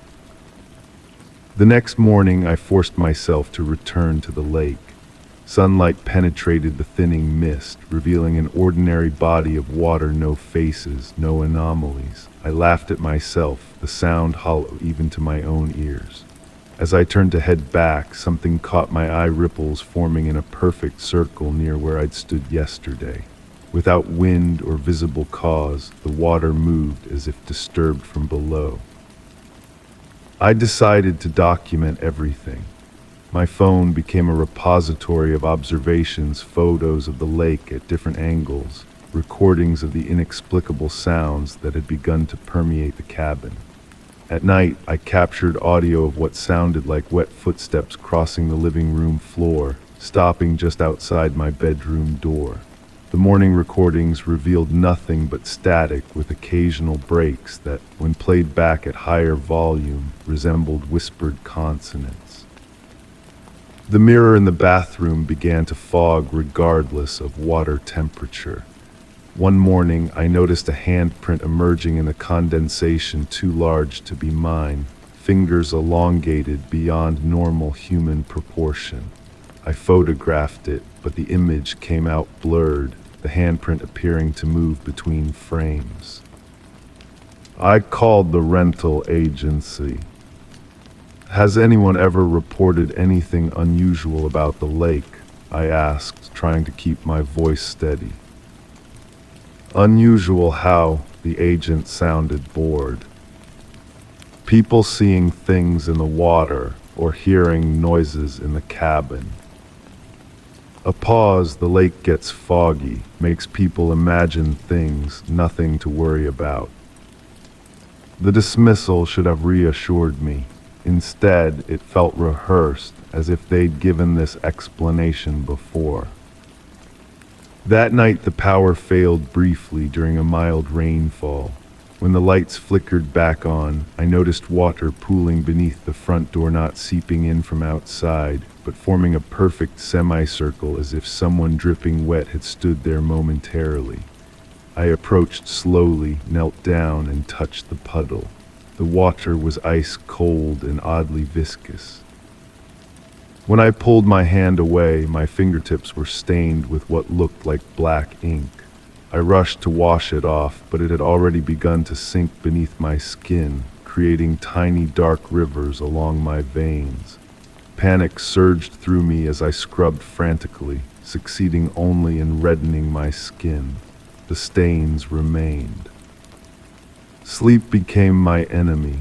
During brief moments of unconsciousness, I felt a weight pressing down on my chest, cold, damp, smelling of lake water and decay. I would wake gasping, sheets mysteriously damp, though I hadn't been sweating. My phone recordings became more disturbing. Between segments of static, a voice barely audible repeated a phrase I eventually deciphered. I found you. The dark lines beneath my skin spread daily, thin tributaries extending from my fingertips up my arms. My reflection in any surface became something I avoided, for occasionally just at the edge of vision, I'd catch glimpses of another face superimposed over mine, a face I recognized from the lake. I packed my bags, determined to leave. As I loaded the car, movement near the dock caught my attention. A figure stood there, its back to me, seemingly staring out at the water. Relief washed over me. Another person, finally. Someone real to confirm I wasn't losing my mind. "Hello," I called out, approaching cautiously. The figure turned slowly, my breath caught in my throat. It wore my face, but wrong somehow, the features fluid and shifting like disturbed water. It raised a hand in greeting, dark lines identical to mine visible along its arm. I ran back to the car, fumbled with my keys, and peeled away from the cabin. Through the rearview mirror, I watched the figure calmly walk toward the lake, step onto the surface without breaking it, and slowly sink until only its face remained visible in the water. The road stretched before me, promising escape, but my relief was short-lived. In every puddle, every window reflection, and every dark surface, I began to notice faces watching me, all wearing that same impossible smile. The black lines under my skin have reached my shoulders now. Sometimes, when I'm near water, even something as innocuous as a glass or a puddle, it responds to me. Ripples form without my touch. I've stopped taking showers, opting for hurried sponge baths during which the water seems to cling to me with unnatural persistence. I see the face from the lake in my dreams every night now. It no longer stays beneath the surface but rises up, water cascading from features that become more defined with each visit. It speaks to me in a voice like drowning, bubbling, and desperate, yet somehow serene. "We've been waiting for you," it says. "The water remembers everyone who touches it, but only some hear it calling back. Only some are chosen to carry it forward." My doctor says I'm experiencing a relapse, that my trauma has manifested in new delusions. He's increased my medication, but the pills dissolve on my tongue into what tastes like lake water. Yesterday I found wet footprints leading from my bathroom to my bed. They weren't mine. I know what the lake wants now. It wasn't trying to frighten me, it was introducing itself, preparing me. The water calls to water, and whatever entered me through those inky stains that day is growing, transforming me from within. I catch myself standing motionless for long periods, staring at nothing, feeling the gentle rhythm of waves inside my veins. I write this as a warning, though I'm no longer certain I want to be saved. The black lines have reached my neck, and this morning I noticed the first tendrils creeping up my jawline. My reflection shows dark pools where my eyes should be. Sometimes I wonder if I ever left the lake at all. Perhaps I'm still standing on that dock, staring down at a face that isn't mine yet somehow always was. Perhaps the ripples are still spreading outward from that first moment of recognition, and everything since has been the lake dreaming through me. The strange part is how peaceful I feel now. The face in the fog isn't something to fear, it's something to become. And soon, very soon, when someone else stands at the edge of a misty lake seeking escape, I'll be there waiting, just beneath the surface, wearing the perfect smile I've practiced in the mirror. I'll reach up through the cold water. And I won't be alone. Story 9, it happened one evening as I stood at the sink washing dishes. I glanced up at the kitchen window, expecting to see my backyard, the old oak tree, the fence, the garden, but instead I saw something else. A different yard, a place I had never been. The fence was missing, the tree was gone, and in the distance a small figure stood facing the house. I wiped my hands, my pulse quickening. When I looked back, everything was normal again, except for the footprints in the grass. I pressed my face against the cold glass, scanning the familiar landscape of my backyard. The oak tree swayed gently in the breeze, its ancient branches casting long shadows across the lawn. The wooden fence stood sturdy as always, weathered but intact. My small vegetable garden sat in neat rows along the side. Everything appeared exactly as it should be, yet those footprints remained, a perfect line leading from where the figure had stood toward my back door. Sleep eluded me that night. Each creak of the house settling sent me bolt upright, straining to hear any sound that didn't belong. When morning arrived, I hurried downstairs to examine the yard in daylight. The footprints were gone, erased by the heavy dew. I convinced myself it had been a trick of light, a momentary hallucination brought on by fatigue. Until it happened again. I stood in the same spot 3 nights later, hands submerged in soapy water. The subtle shift in atmosphere came first, a pressure change that made my ears pop. When I looked up, the transformation had already occurred. My backyard had vanished, replaced once more by that unfamiliar landscape. This time I noticed details I had missed before. The grass was taller, wilder. Dark, twisted shrubs dotted the expanse where my garden should have been. The sky held a strange amber tint that seemed to cast everything in a sickly glow. And the figure closer now stood perfectly still at what would have been the midpoint of my yard. It appeared to be a child, small and thin, facing away from me. I backed away from the sink, water dripping from my trembling hands, soaking the kitchen floor. The sudden cold against my spine told me I'd pressed against the refrigerator. I forced myself to look back at the window. The vision persisted, unchanging, until I blinked hard 3 times in succession. Then, like a television channel changing, my normal backyard snapped back into view. But the wet footprints on my kitchen floor weren't mine. They led from the back door to where I stood. I began documenting everything. I bought a camera and set it up facing the window, recording continuously. I kept a journal detailing the time and circumstances of each occurrence. I measured the temperature near the window, noting how it dropped dramatically during these episodes. The pattern became predictable always while I stood at the sink, always when my hands were wet. The recordings showed nothing unusual, just my ordinary backyard, unchanged, unaltered. But I knew what I saw, I felt what I felt. The 5th time it happened, I steeled my nerves and approached the window. The strange yard beyond the glass seemed to pulse with anticipation.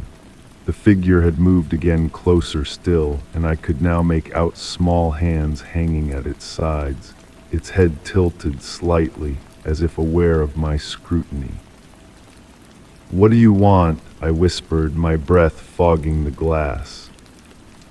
The figure turned ever so slowly, but stopped before I could see its face. One pale hand raised, index finger extended, pointing down at the ground before it.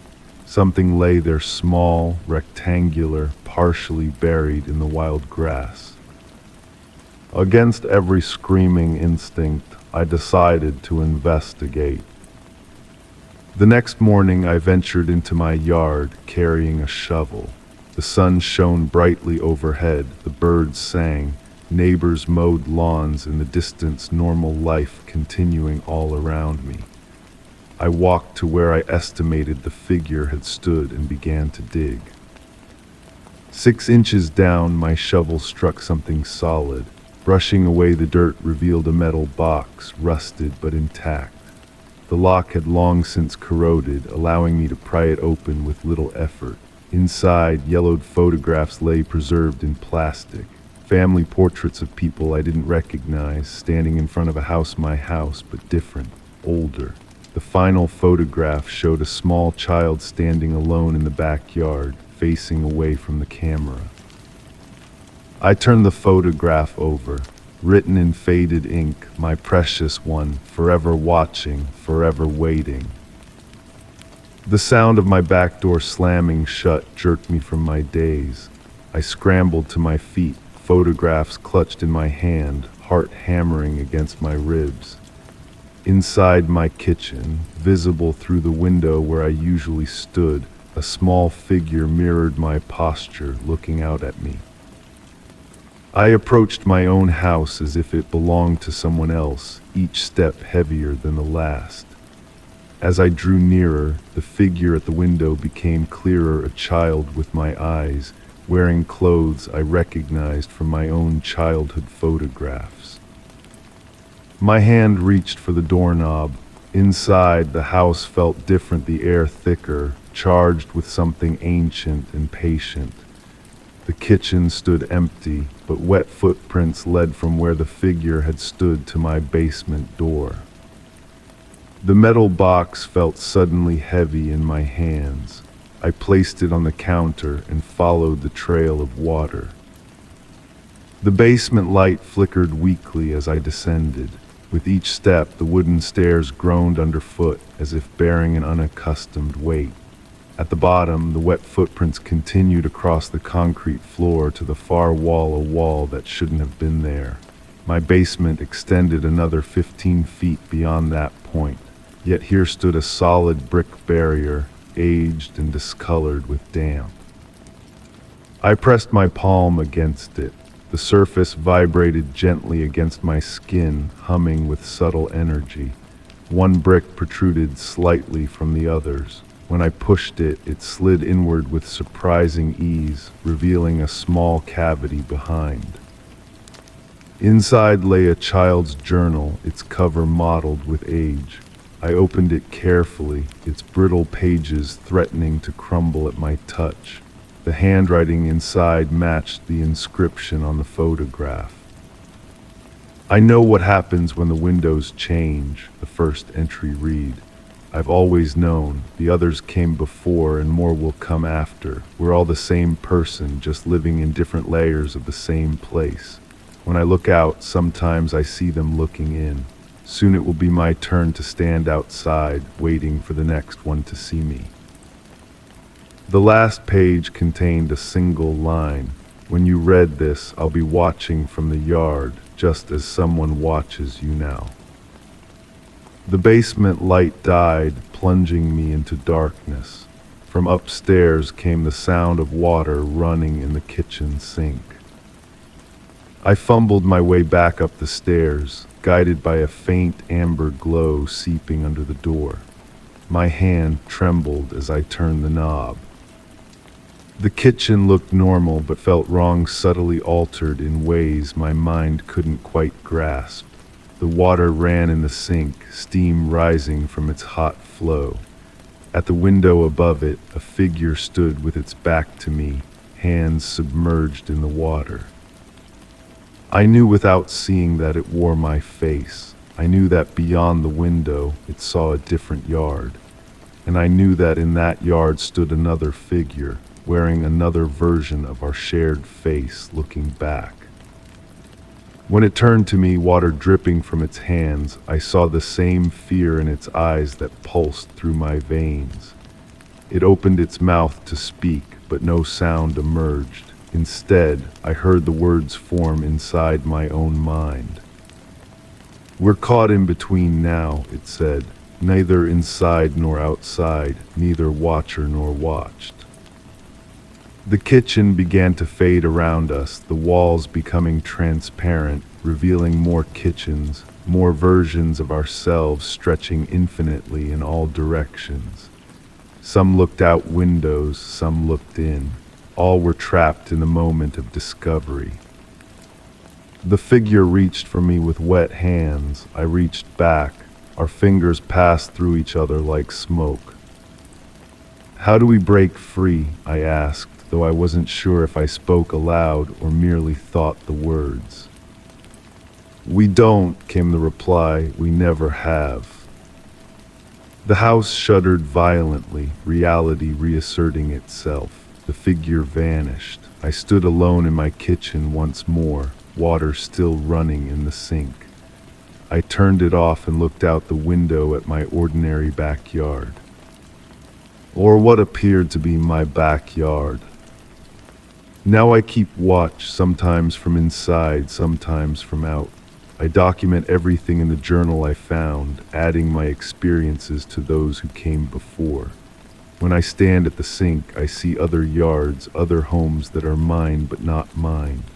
And sometimes I see other versions of myself looking back, their eyes wide with the same terrible knowledge. I've learned to recognize the subtle differences in my house from day to day, the shifts in where shadows fall, the changing textures of walls under my fingertips, the way sounds echo differently through rooms that should remain constant. I no longer know if I'm looking out from the inside or in from the outside. All I know is that somewhere, someone who shares my face is standing at a window, watching me as I watch them. And soon, very soon, someone new will move into this house, stand at this sink, and look up to see a strange yard with a figure standing in it. Waiting. Story 10. In a forgotten workshop brimming with remnants of bygone artistry, I stumbled upon a fractured clock, its inner gears exposed, its visage frozen in a timeless gaze. As I observed the erratic dance of its wandering hands, the chilly, damp air enveloped me, carrying the heady scent of oil and rust, a symphony of ages past. The workshop beckoned to me on that autumn eve, its weathered door ajar, a silent invitation into its enigmatic depths. Moonbeams filtered through dusty windows, painting elongated shadows over workbenches polished smooth by years of meticulous touch. Each footstep on the creaking wooden floor whispered tales of aged pine and forgotten skill. Arrayed around me, a multitude of timepieces adorned the shelves, grandfather clocks standing sentinel, their pendulums motionless, and pocket watches nestled in velvet-lined drawers, their once golden casings dulled by time's embrace. Yet amidst this horological assembly, one piece captivated me, a mantel clock with a labyrinthine brass countenance, its crystal fractured in a web-like pattern. Settling into the worn artisan seat, I noticed a peculiar anomaly about the broken timekeeper. Despite its severed power supply, the second hand would sporadically twitch, briefly retracing its steps before resuming its pause. The motion, almost imperceptible, initially cast doubt upon my senses in the dim-lit ambience. My breath seemed to synchronize with these minuscule gestures, drawing me closer, enthralling me with the delicate machinery within. The tarnished brass gears, though aged, gleamed with an ethereal light, etched with cryptic symbols unfamiliar to my years of antiquarian pursuits. A gentle zephyr swept through the workshop, carrying the distant melody of wind chimes, which, upon closer listening, morphed into the delicate tolling of clock bells. The atmosphere thickened, charged with an electrifying anticipation that erected the hairs on my arms. Reaching out to touch the clock's countenance, the metal yielded an unexpected warmth under my fingertips. A sensation spread, ascending my arm, ushering in a peculiar cognizance. Foreign memories began to surface. Visions of the workshop in its prime materialized before me. Sunlight streaming through pristine panes, an orchestra of timekeepers orchestrating time's passage in perfect unison, and an aged craftsman hunched over this very timepiece, assembling something far beyond a mere clock. The enigmatic symbols on the gears began to shift and meld, forming configurations that tugged at the fringes of my comprehension. Each permutation whispered of alternate realities of moments that might have been, of time not as a river but as an ocean, teeming with diverging currents and whirlpools. The workshop seemed to waver, its solidity wavering as if reality itself swayed to the broken clock's rhythm. Shadows elongated and contracted in defiance of logic, and from the periphery of my vision, translucent figures glided through space, ethereal forms conducting their affairs in epochs parallel to my own. My fingers remained affixed to the clock's visage, an unbreakable bond not born of fear but of profound intrigue. The warmth diffused through my entirety, unveiling a comprehension surpassing verbal articulation. This was no ordinary timepiece. It was a portal into time's very essence, crafted by one who had unearthed enigmas beyond human grasp. As night deepened, a faint, ghostly ticking resonated from the clock, its machinery inert. The sound reverberated from all directions, akin to the workshop's heartbeat. With each beat, the translucent figures solidified, their movements sharpening. Among them I recognized the aged craftsmen, our gazes meeting fleetingly across temporal expanses. The air grew redolent with metal and ozone, the workshop's temperature oscillating in gentle undulations. The ticking dwindled, receding into the distance as my perception of time began to drift. Moments stretched and compressed, the boundaries between past, present, and future dissolving like morning mist. When at last I withdrew my hand, the workshop reverted to its desolate state, yet an intrinsic transformation had transpired. The shattered clock sat innocuously, its hands tranquil once more, yet I sensed it pulsating with latent potency, a brass and temporal heart awaiting the next soul to unlock its mysteries. I frequent the workshop, though its location eludes description or discovery.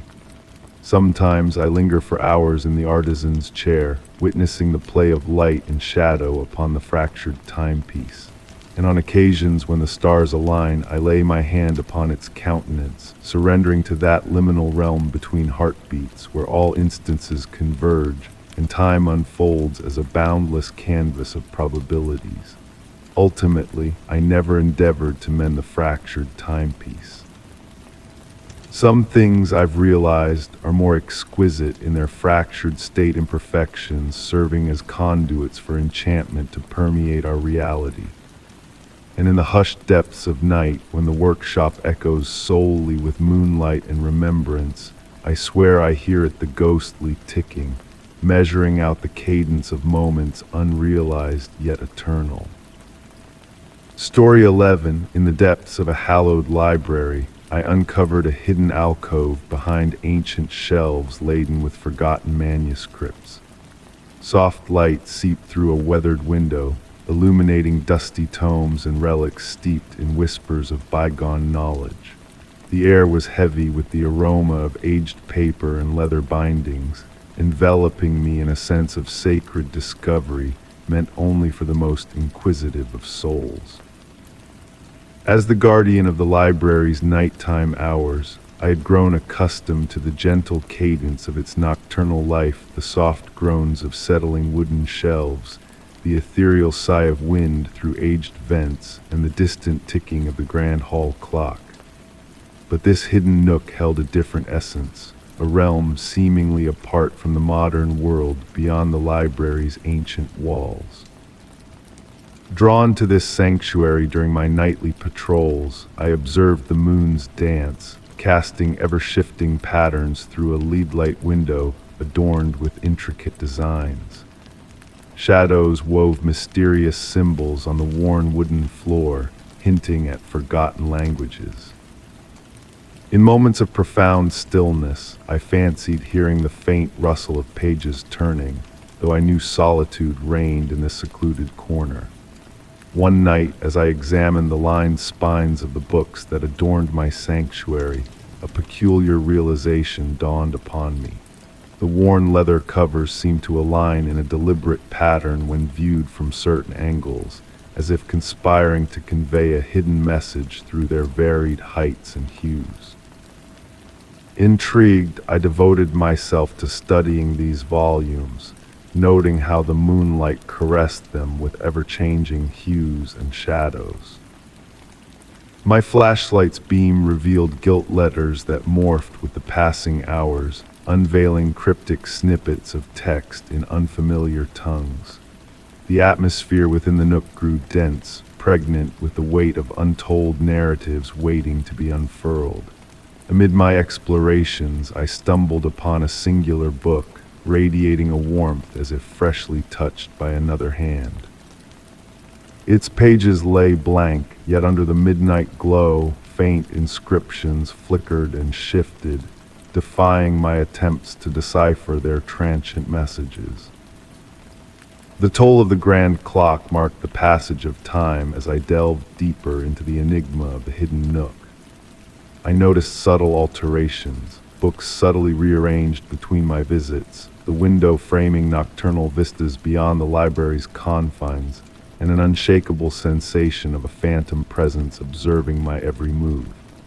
My fellow sentinels remarked on my transformation, noting my newfound familiarity with the library's history, as if I had borne witness to its inception centuries past. I found myself grasping fragments of ancient languages unlearned and dreamscapes teeming with vast reservoirs of knowledge transcending the library's physical boundaries. A pivotal revelation unfolded on a winter night bathed in the full moon's glow and crystalline air.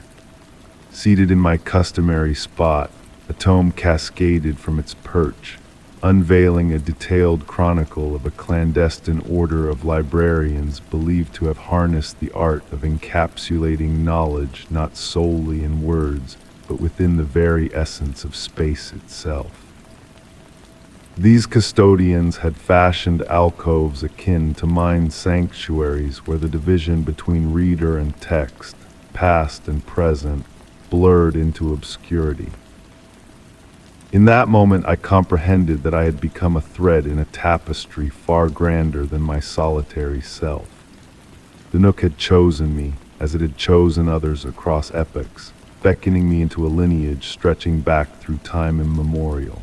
The whispers that caressed my senses were not mere echoes of the library's aging timbers, but the reverberations of countless readers who had once occupied this very space, contributing their insights to the reservoir of wisdom enshrined within these hallowed walls.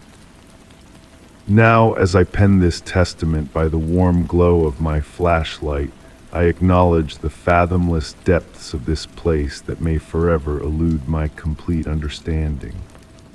The Nook remains an enigma, its revelations unfolding at their own pace, akin to words materializing on ostensibly blank pages.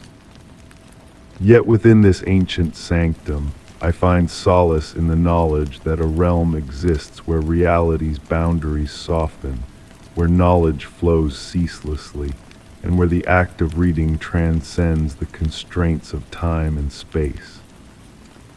Night after night, I maintain my vigil, safeguarding both the library and its veiled marvels. The Nook lingers in patient anticipation, poised to embrace the next intrepid soul who chances upon its threshold. And in rare moments, beneath the perfect alignment of moon and silence profound, I detect the soft rustle of pages turning, as though invisible readers partake in my watch, united by the eternal enchantment of words and the mysteries they enshrine. Story 12. On a moonlit night deep within the heart of the woods, I chanced upon an ancient campsite, nearly swallowed whole by the reclaiming grasp of nature. The towering pines swayed in a gentle rhythm, their needles whispering softly, as if sharing secrets from a time long forgotten. The cool night air, rich with the scent of cedar and damp earth, carried a whispered promise of hidden mysteries veiled beneath the layers of passing ages.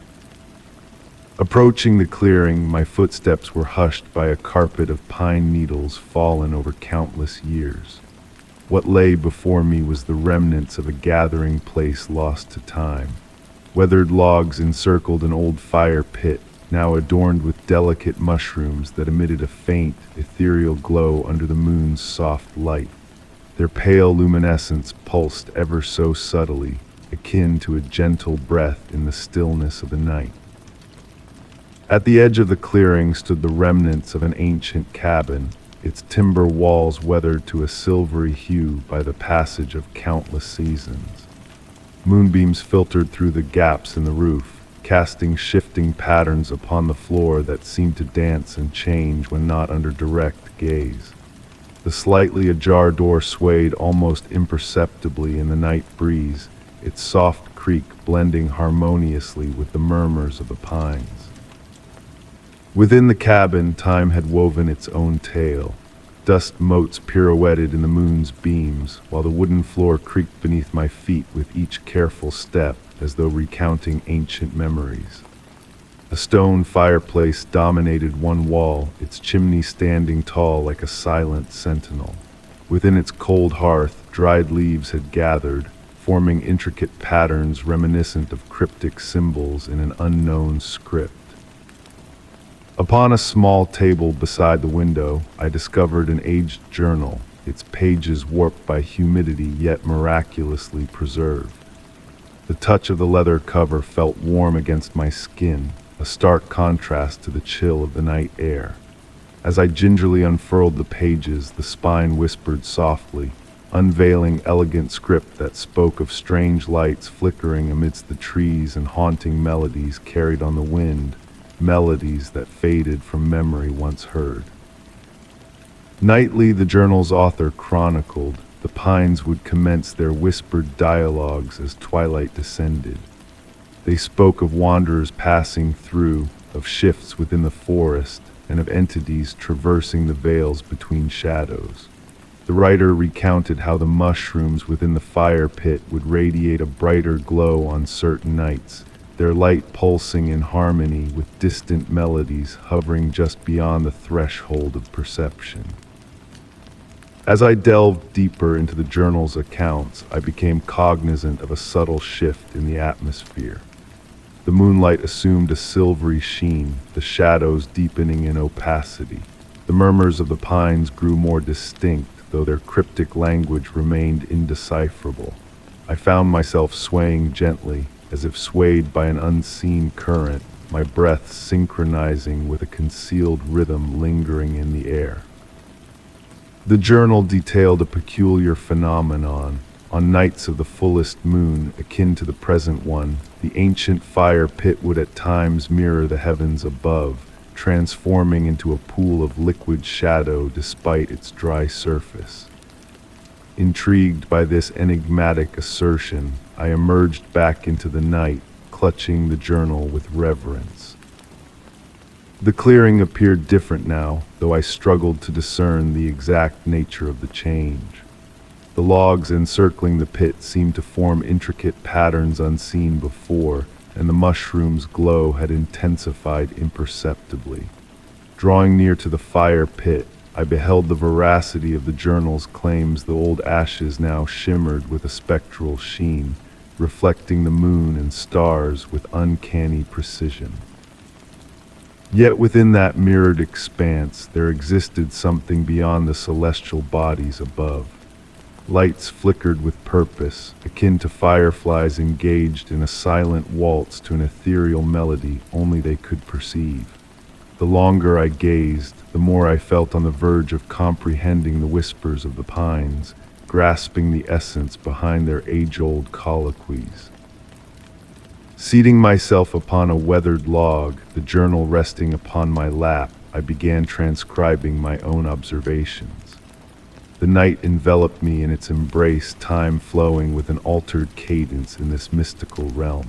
The boundary between observer and observed blurred indistinct. Were the lights within the fire pit watching me, or was I observing them? Were the pines divulging their secrets, or merely allowing me a fleeting glimpse into their eternal discourse?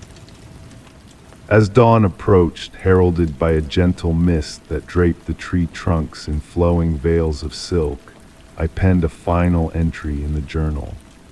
I narrated how the mushroom's glow had waned imperceptibly, the whispers gradually fading into the familiar sounds of daybreak, and the fire pit's mirrored surface reverting to mere ashes with the first light of dawn. Replacing the journal upon its table within the cabin, I acknowledged that despite my meticulous documentations, the true nature of my experience would forever elude me. The pines continued their murmured conversations, now speaking of commonplace occurrences, wind and weather, light and shadow. Yet in moments of quiet reflection, when I close my eyes, I can still sense the cadence of that enchanted night, still feel the gentle allure of enigma's content to remain partially revealed, never fully unveiled. Story 13. Late one night, I found myself inside an abandoned theater, its marquee barely visible in the dim glow of the surrounding city lights. The worn letters hinted at a grandeur long past, a time when this place was alive with stories and laughter. As I stepped through the creaking doors, a sense of nostalgia washed over me, mingling with the musty scent of old memories. The air was heavy with the ghosts of popcorn and forgotten dreams, a silent witness to the passage of time. In the darkness of the auditorium, a single projector hummed to life, its light casting a flickering glow across the cracked screen. Images danced and swirled like phantoms from another era, telling a tale that had long been abandoned. I made my way to the back row, drawn by an unseen force, compelled to unravel the mystery that lay before me. The whirring of the projector created a mesmerizing rhythm, a hypnotic melody that seemed to echo through the empty halls. Dust motes floated in the beam of light, swirling and twirling in intricate patterns that whispered of secrets untold.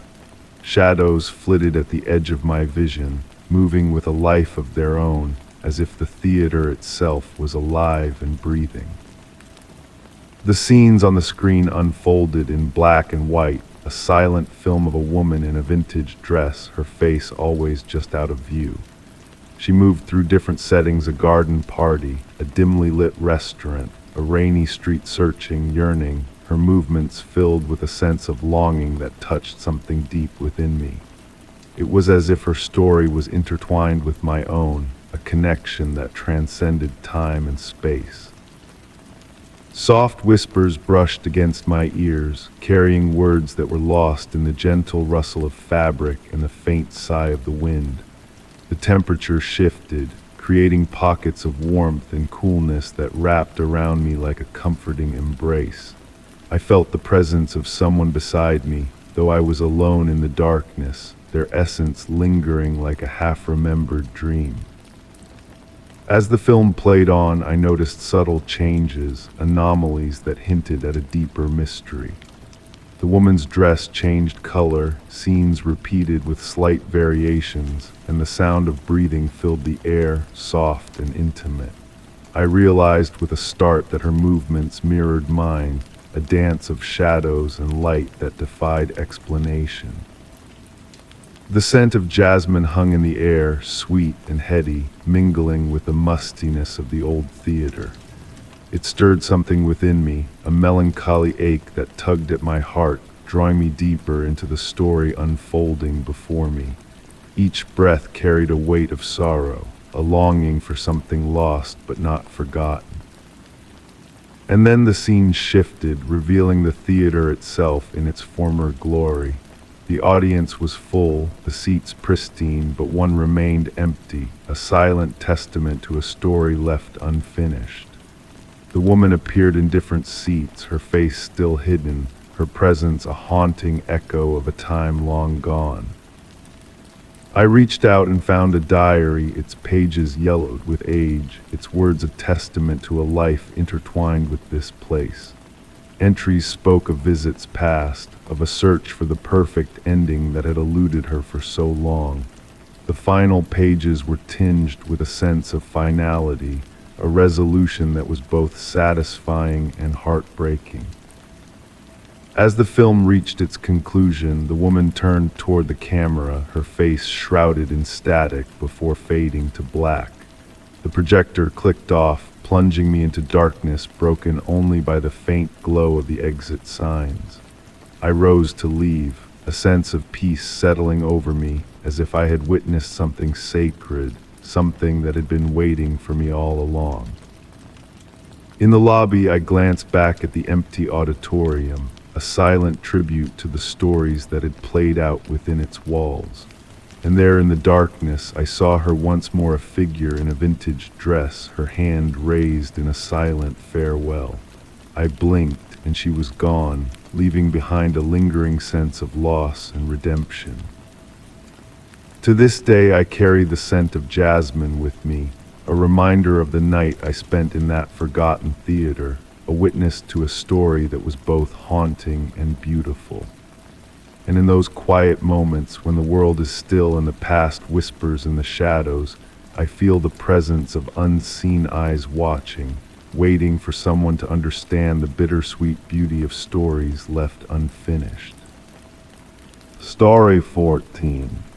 Amid a tranquil afternoon saunter through a forsaken courtyard, a captivating, spiced fragrance caught my senses off guard.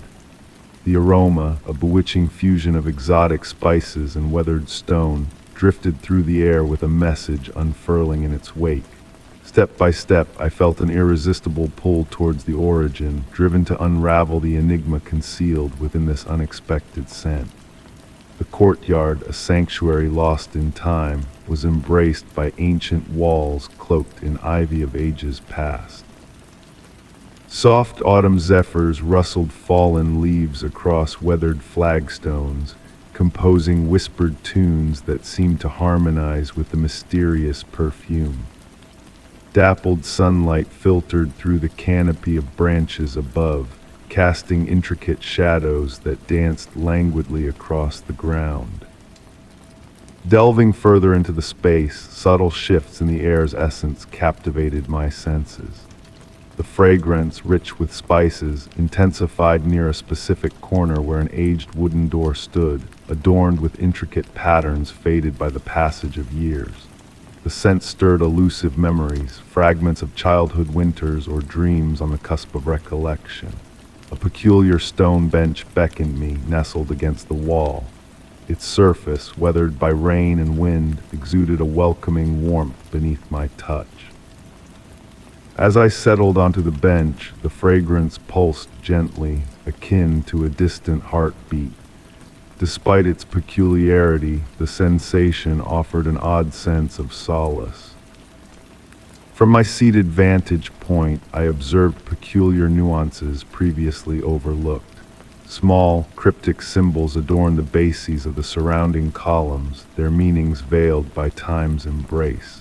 These symbols seemed to subtly shift when viewed from varying angles, a trick of light, no doubt.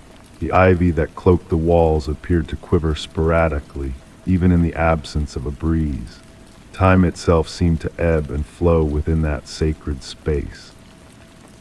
Shadows elongated at an unconventional pace, and minutes, perhaps hours, slipped through my grasp. The spiced fragrance would intermittently intensify, then dissipate, only to reappear from an unexpected direction, guiding me through an invisible waltz of scents. Whispers of cinnamon, hints of cardamom, echoes of something ancient and profound. One twilight, an elderly gardener materialized as I sat there, tending to flora in a distant corner. When I inquired about the scent, she offered a knowing smile but no elucidation.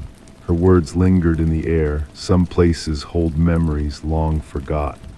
Before further inquiry could escape my lips, she vanished beyond a hedge, leaving me to ponder her cryptic message. The mystery deepened as peculiar objects began appearing on the bench during my visits. A tarnished brass key without a lock it matched, a dried flower unknown to me, a fragment of parchment inscribed in an unfamiliar script. Each object vanished by my next visit, replaced by another enigmatic artifact. Weeks turned into months, and the courtyard beckoned me near daily. The fragrance became a constant companion, shifting subtly with each visit, yet retaining its core essence. Ghostly movements flickered at the corner of my vision, fleeting hints of presence that vanished upon direct gaze. One tranquil evening, as sunlight painted the walls in amber hues, fragrant smoke spiraled from between two flagstones near the bench. The smoke curled into intricate shapes, almost resembling letters before dissolving into the encroaching darkness. Intensified and immediate, the spicy scent wafted from the smoke, drawing me closer. I reached out, anticipating the smoke to dissipate under my touch.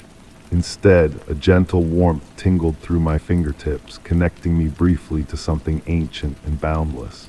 Visions flashed through my mind, generations past who had occupied this very bench, each ensnared in their own enigma akin to mine. Their stories intertwined with mine, weaving a tapestry of shared experiences transcending time.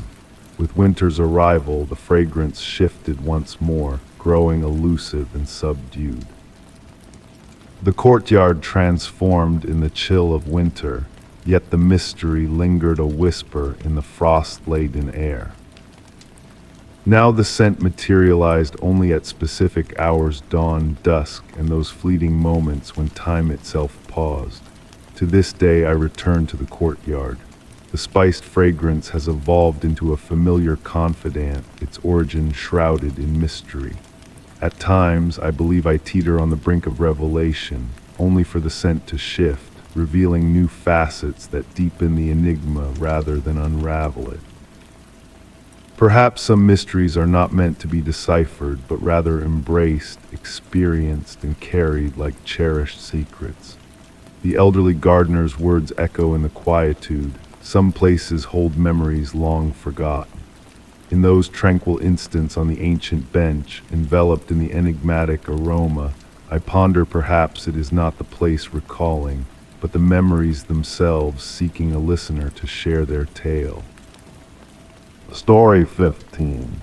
On a bright afternoon, while tending to the lush greenery of my garden, a chance encounter with a loose floorboard in the old shed unveiled a hidden chamber of forgotten treasures. As I peered beneath the lifted board, a musty aroma of earth and ancient wood enveloped me, coaxing me into a realm of whispers from a distant past. Sunlight filtered through the dusty window, casting gentle shadows over weathered tools and terracotta pots, setting the stage for my unexpected journey. Intrigued by the hollow sound produced by my stumbling foot, I knelt down to inspect the mysterious opening that beckoned me below. The aged wood gave way easily under my touch, revealing a narrow staircase descending into darkness. With each step, the temperature dropped, and the faint sound of trickling water echoed in the distance, guiding my descent into the unknown. My flashlight illuminated walls adorned with shelves holding an array of curious relics from eras long forgotten. Delicate porcelain dolls with wise eyes, faded journals chronicling snippets of past lives, and tarnished brass instruments hinted at stories untold. Yet it was a peculiar music box, adorned with a garden scene mirroring my own, that captivated my senses. Instead of music, it released a breath of floral air, defying its age and weaving a sense of enchantment around me. As I delved deeper, the room revealed secrets that challenged my perception of reality. Markings on the walls resembled celestial maps, unfamiliar constellations dancing in harmony with the unseen skies above. Time slipped away unnoticed as I lost myself in the silent narrative of the underground sanctuary, where every object whispered tales of a world beyond. Photographs of strangers in my garden across different epochs hinted at a shared discovery, their expressions mirroring my own sense of wonder and introspection. The journals, with their cryptic illustrations of unearthly flora and celestial cycles, blurred the boundaries between the familiar garden above and the hidden depths below, blurring the lines of time and space. The shifting patterns of sunlight, like a celestial clock, painted the room in a kaleidoscope of hues, highlighting different artifacts as the day progressed. Amidst this symphony of light and shadow, a mysterious key, ornate and purposeful, lay within a drawer, its elusive purpose shrouded in mystery, a reminder that some enigmas are meant to remain unsolved. Emerging from the subterranean chamber, I found the garden bathed in the same golden light, though my watch betrayed the passage of mere moments. The shed's floorboard settled back into place with a whispered sigh, guarding the secrets shared between us. Contemplating the revelations of the hidden room, I embraced a newfound connection to the world around me, where layers of mystery intertwined with the everyday. In the tranquility of dusk, surrounded by nodding flowers and whispered breezes, I pondered the profound impact of my discovery. The garden seemed to hold a deeper meaning, a silent dialogue between the above and below, where time moved at its own pace, unfettered by the constraints of the world above. The mysteries of the hidden chamber became a gentle undercurrent in the rhythm of my days, a reminder of the boundless wonders concealed beneath the surface of the ordinary. The garden flourished with a renewed vitality, occasionally gifting me with artifacts from the secret room below, a reminder of the timeless connection between past and present. The sanctuary beneath the garden shed remains my personal haven, a sanctuary where time flows like honey and questions linger without urgency. It serves as a testament to the infinite depths of the world's mysteries, awaiting those willing to peer beyond the veil of the mundane and embrace the enchantment that lies beneath. Story 16. In the midst of a solitary stroll near the fringe of a dense woodland, a faint, almost imperceptible howl interrupted my thoughts, sending shivers down my spine. The air was crisp with the scent of pine and damp earth, enveloping me in a cocoon of tranquility. Peering into the shadowy depths of the forest, the eerie sound lured me towards the unknown, beckoning me to uncover the enigmas hidden just beyond the reach of light. The afternoon sun filtered through the canopy above, casting a mesmerizing pattern of dappled shadows that danced gracefully across the forest floor. Each step I took further into the woods was met with a satisfying crunch of leaves and twigs underfoot, harmonizing with the natural symphony of the forest. The air grew denser, filled with the fragrance of moss and decay, yet strangely invigorating in its raw earthiness. An unexplainable curiosity tugged at me, outweighing any sense of unease that lingered in the back of my mind. With each stride, the familiar sounds of the outside world gradually faded into a hushed whisper. The rustling of leaves in the gentle breeze intensified, creating a delicate symphony of nature's whispers. Occasionally, fleeting movements caught my eye in the periphery, but upon turning to gaze, all that met my eyes were swaying branches and elusive shadows. The howl returned, barely a whisper on the wind, its quality now akin to a haunting melody woven into the fabric of the forest. The woods fell into a profound silence, as if nature itself held its breath in anticipation. The birds ceased their melodic tunes, and even the insects hushed their chirping. In that eerie stillness, a subtle energy pulsed through the air, causing the fine hairs on my arms to stand on end. Navigating through the dense foliage, I stumbled upon a clearing where the trees encircled a serene pond, its surface as smooth as black glass, reflecting the overcast sky above with unwavering clarity. Not a single ripple disturbed the mirror-like water. Drawing nearer, I noticed a peculiar phenomenon in my reflection. It lagged a fraction of a second behind my movements, as though struggling to keep pace with reality. The air turned colder, prompting me to hug my jacket tightly around me. It was then that I observed wisps of mist unfurling from the ground, enveloping my ankles in a cool embrace akin to silk caressing my skin. The mist exuded a soft, ethereal glow, pulsating in synchrony with the forest's rhythm, casting a mesmerizing aura over the clearing. Standing at the water's edge, I discerned shapes stirring within the mist, their forms barely perceptible, vanishing when met with a direct gaze. They moved with a grace reminiscent of deer, yet possessing an otherworldly fluidity that defied natural explanation. The distant howl echoed once more, nearer this time, retaining its ghostly, ethereal timbre. It seemed to emanate from all directions simultaneously, as if the very essence of the forest was calling out into the void. Entranced, I swayed gently, ensnared in a tranquil trance that blurred the boundaries between the tangible world and the realm beyond. The trees inclined towards the clearing, their branches outstretched like inquisitive spectators. Within their gnarled forms, ancient faces seemed to materialize, observing my every move with a wisdom accrued over eons. Time lost its significance, the light unchanged, yet hinting at hours slipping by unnoticed.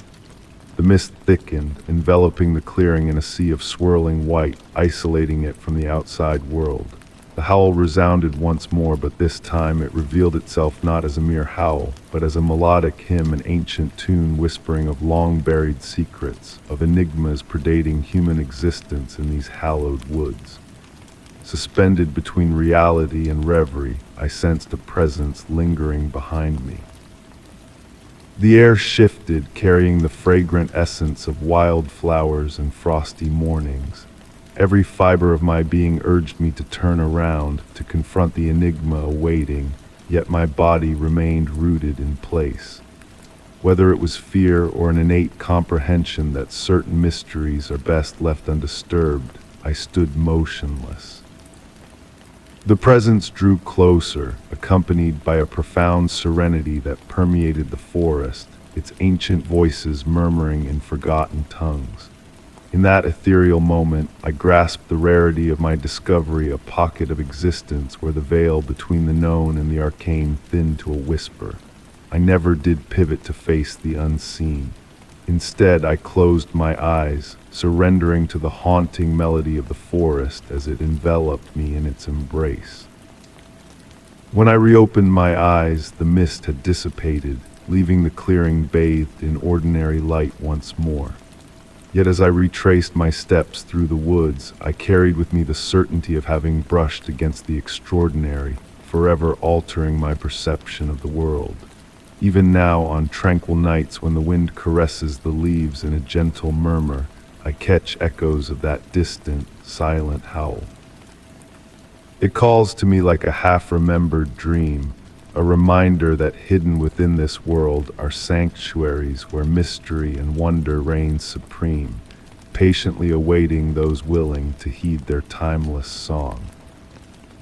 Story 17, in the depths of the attic, among boxes bearing the weight of time, a hidden canvas emerged from behind an old, weathered trunk. It depicted a figure caught in the midst of transformation, a dance of light and shadow giving rise to features that stirred a sense of eerie recognition within me. The air hung heavy with the scent of aged paper and memories long past. Each brushstroke on the canvas seemed to whisper a tale I felt compelled to unravel. Seated upon a worn wooden chair, I watched as dust particles pirouetted in a slender beam of light filtering through the attic's small window. The painting shimmered in the dimness, its edges blending into the raw canvas like watercolors bleeding into parchment. The face on the canvas existed in a realm between presence and absence, some features sharp and clear, while others dissolved into obscurity, as if the artist had been interrupted mid-stroke.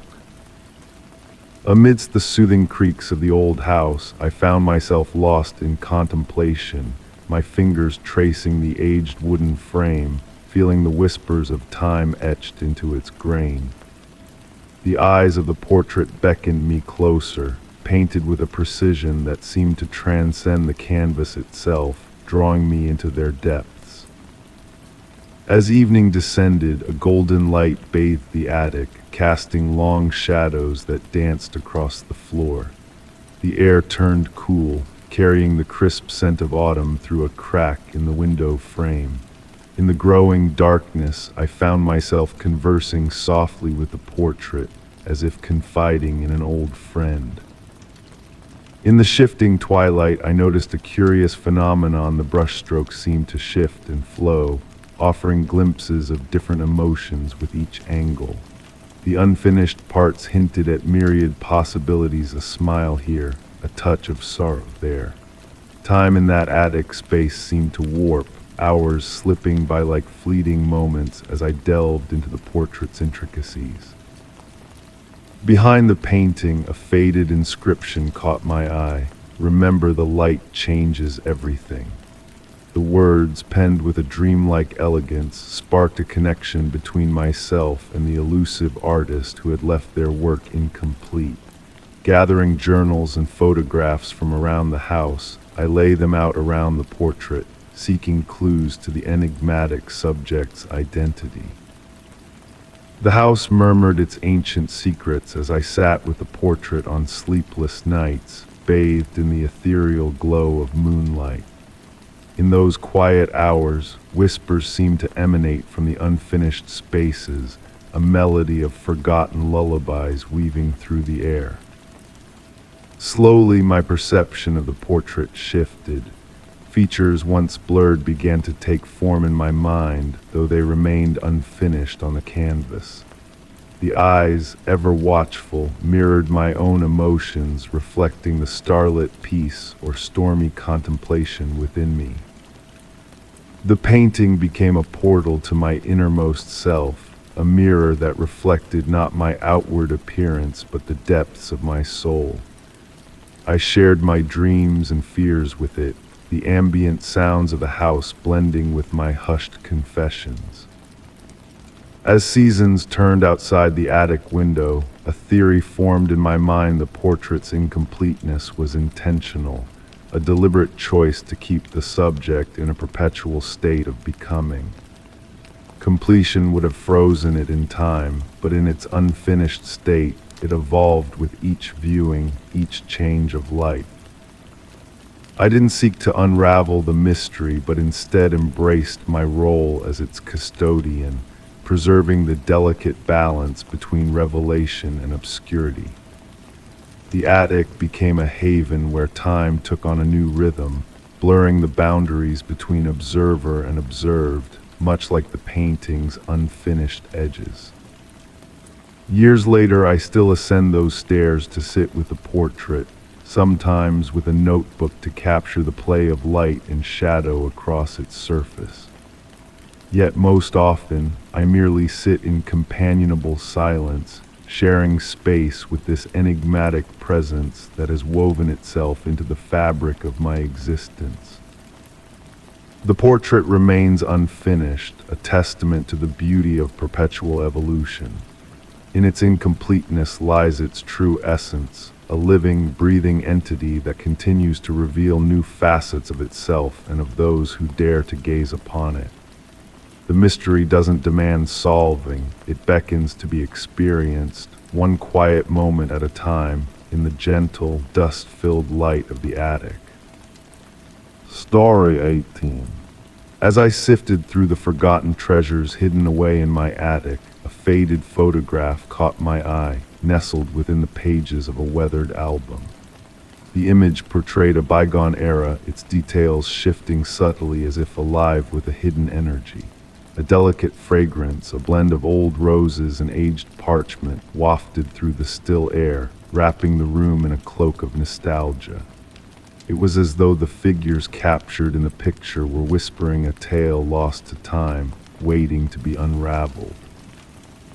The warm hues of the late afternoon sun filtered through the dusty attic window, casting a golden sheen upon the polished wooden floorboards.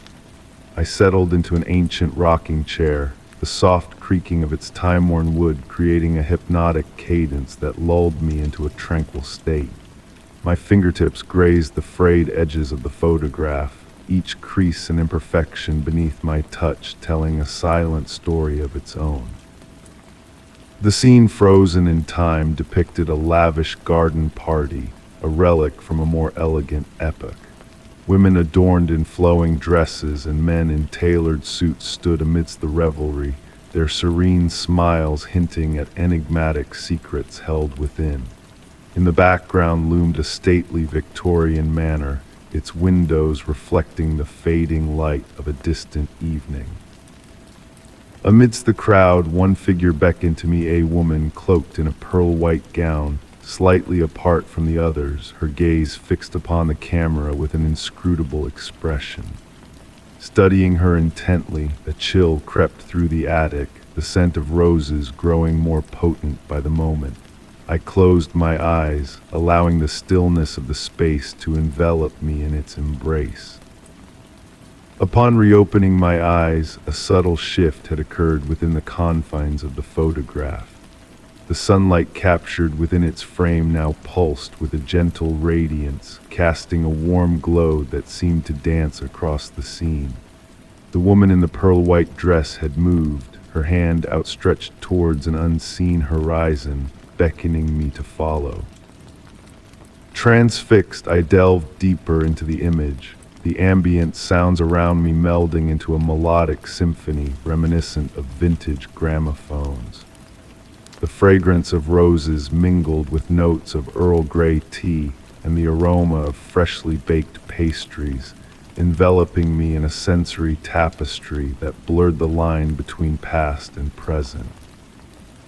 With each passing moment, the figures within the photograph took on a newfound vibrancy, their once static forms infused with life and movement. The woman in the pearl-white dress emerged as a focal point, a radiant pendant around her neck catching the light in a mesmerizing display. The temperature in the attic dropped, prompting me to draw my sweater tighter around my shoulders as shadows lengthened across the room. Details once overlooked now beckoned for attention, a teacup poised on a garden table, a butterfly suspended in mid-flight, their delicate features imbued with a sense of ethereal grace. Time seemed to ebb and flow as I rocked back and forth in my chair, the woman's gaze locking with mine across the expanse of years, conveying a silent message that resonated deep within my soul.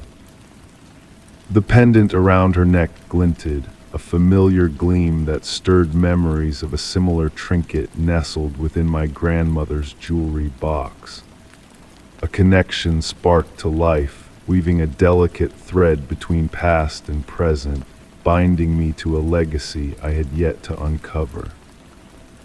As evening descended outside the attic window, the luminance within the photograph waned, the figures freezing in place once more as the music of the past faded into the ether. Only the lingering scent of roses remained, mingling with the musty fragrance of forgotten years. Gently returning the photograph to its rightful place, I descended the attic stairs, the weight of my grandmother's pendant a comforting presence against my chest. In the quiet of the evening, echoes of a distant waltz whispered through the chambers of my mind, a reminder of the enigmatic dance of time that we all must partake in. Some secrets, I realized, are best left shrouded in mystery, existing in the liminal space between reality and imagination. The woman in the pearl-white dress had bestowed upon me a glimpse into a world long past, a fleeting moment of connection that transcended the boundaries of time. And in that ephemeral exchange, I found solace in the beauty of the unknown, in the magic of stories that breathe and pulse with a life all their own, waiting to be discovered when the heart is ready to receive them. Story 19. On a misty coastal night, I ventured to an abandoned pier reaching into the depths of restless waters. Etched into a weathered beam were intricate symbols softly glowing under the moon's pale gaze. The briny breeze carried a hint of enigma, and as my fingers traced the marks, I sensed a connection to a long-buried secret beneath the waves. The rhythmic lap of waves against aged pillars wove a hypnotic melody, drawing me into a tranquil contemplation. Stationed there, I discerned the murmuring wood beneath my feet, echoing the footsteps of bygone years. The air hung heavy with the tang of salt and moist wood, mingled with an ancient essence evoking memories of forgotten tomes and chambers. Night after night, I found myself drawn back to that pier, captivated by an inexplicable lure. Each visit unveiled new intricacies within the mysterious symbol's curves dancing in the moonlight, lines shaping shifting patterns with the tide's ebb and flow. The soft creak of the planks became a familiar companion, a dialogue between the sea and the daring structure that pierced its realm. On my fifth visit, a peculiar discovery awaited. The air around the marked beam held a subtle warmth, defying the cool coastal breeze. Upon touching it, the wood pulsed with a gentle heat, synchronizing with my heartbeat. A sensation delicate yet undeniable, akin to cradling a perpetually warm cup of tea. The fog often thickened as I studied the symbols, enfolding me in a soothing embrace. Within its veil, sounds dulled and distant, weaving an intimate space where time flowed at its own pace. At times, a faint hum seemed to rise from beneath the pier, harmonizing with the ocean's rhythm. One serene night beside the marked beam, I observed the water below turn eerily still. Its surface mirrored the moon with pristine clarity, yet beneath this reflective veneer, shadows glided with graceful intent. Too fluid for fish, too sizable for ordinary sea creatures, yet too nebulous to discern. The symbols began to infiltrate my dreams, morphing into maps of uncharted lands or shifting beneath my touch like living script. I started a journal, sketching the symbols as they appeared in my nocturnal visions, noting their subtle alterations with each lunar phase. As weeks elapsed, I noticed a peculiar indifference in other pier visitors towards the markings. Their gazes passed over the beam, oblivious to its intricate carvings. Even when I pointed them out, their attention swiftly diverted, like water sliding off glass. The turning point arrived with the new moon. In the absence of lunar light, the symbols emitted a gentle phosphorescence, casting a luminous blue-green glow that undulated like subaqueous currents. The warm pulsing of the wood intensified, and the subterranean hum beneath the pier grew clearer, its notes resembling an ancient language on the brink of remembrance. Near the marked beam, curious objects began to appear: smooth stones etched with spirals, shards of iridescent shells glowing from within, strands of silvery seaweed drying into intricate patterns. Each item carried a cryptic message, its meaning elusive. Presently, as I pen these words, I recognize my integration into the enigma that pervades this place. The symbols have transcended the pier, manifesting in bathroom mirror condensation, rain patterns on windows, and cream swirls in morning coffee. They no longer signify mere codes to decipher, but rather a dialogue I am gradually deciphering. The pier has evolved beyond a mere structure jutting into the sea. It stands as a threshold, a boundary between the familiar and the enigmatic. The gentle mystery of the symbols continues to unfurl, never fully revealing itself, but offering tantalizing glimpses to beckon my return, night after night. Here, at the juncture where the mundane world converges with the profound, I have learned to find solace in ambiguity, to embrace the gentle allure of the unknown. As I sit now enveloped in rolling mist, feeling the familiar warmth beneath my touch, I comprehend that my role is not to unravel this mystery, but to become a part of its ongoing narrative, weaving my own thread into the ancient tale unfolding in this transitional realm between land and sea. Story 20. In the quiet depths of a moonlit night, I ventured into the heart of an ancient observatory nestled on the outskirts of the town. Among the silent sentinels of telescopes and faded star charts veiled in dust, a peculiar sight awaited me: a mural of eyes sculpted into a weathered wall, their gaze both captivating and enigmatic. The expanse of the star-strewn sky outside seemed to merge seamlessly with the ethereal glow emanating from within, casting a spell of tranquility laced with a tinge of intrigue.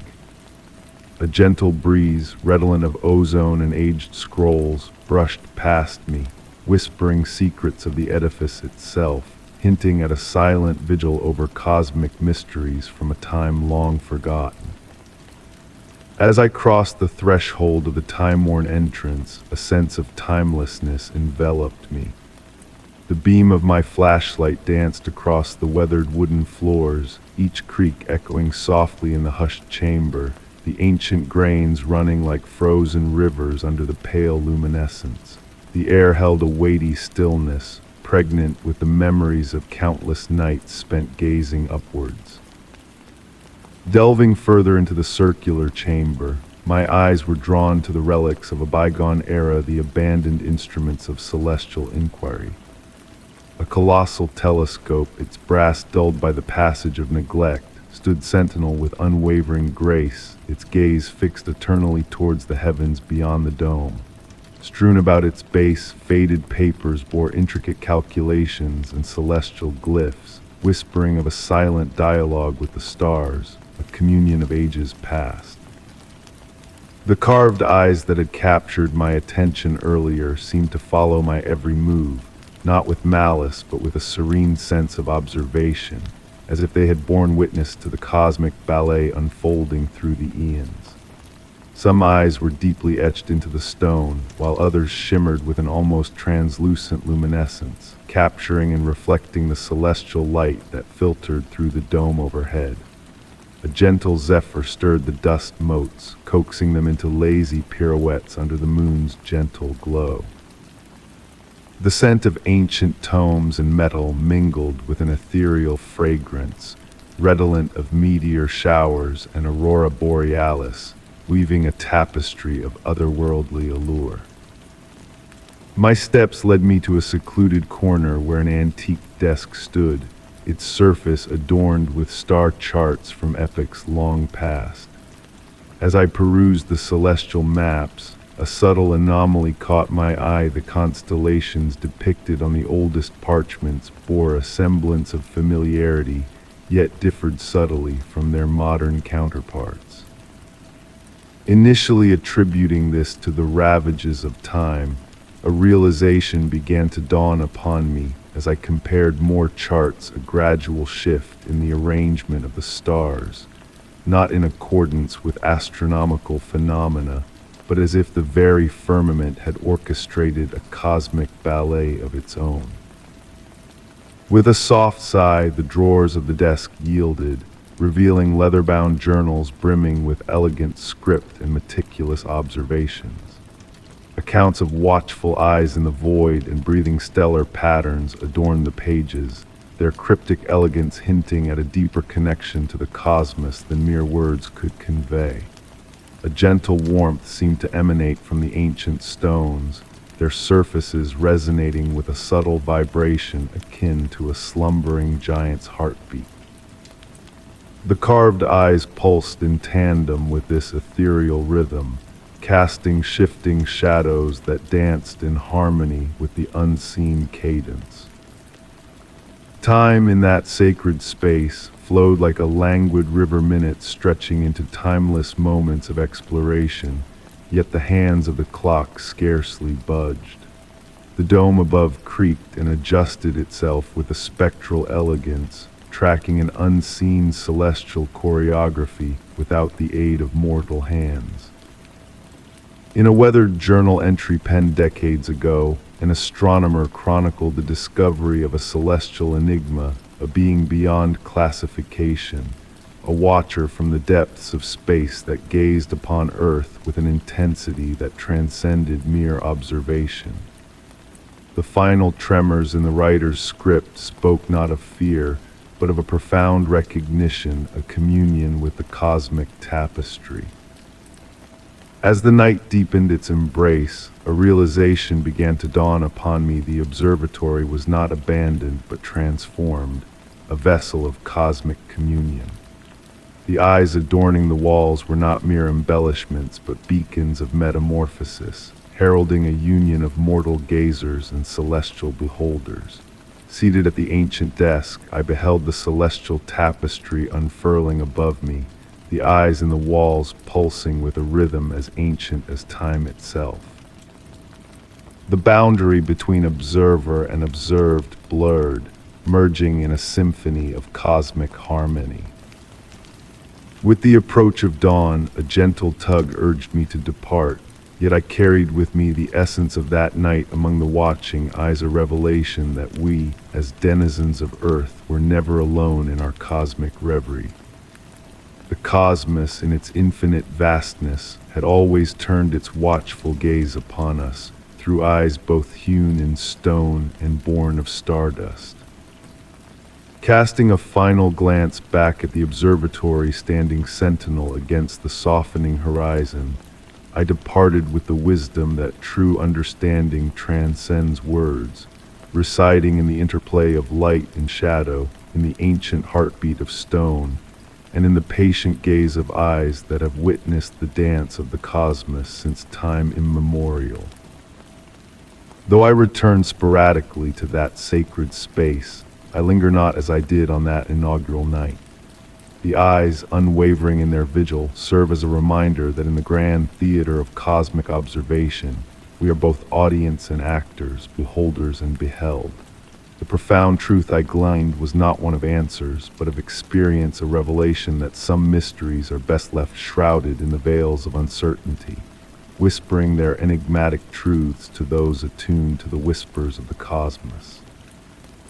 Story 21. In a secluded corner of an overlooked library, I stumbled upon a fragile manuscript with aged pages adorned with enigmatic footnotes. Each tiny jotting, scripted in an unfamiliar hand, hinted at a concealed tale lurking beneath the surface.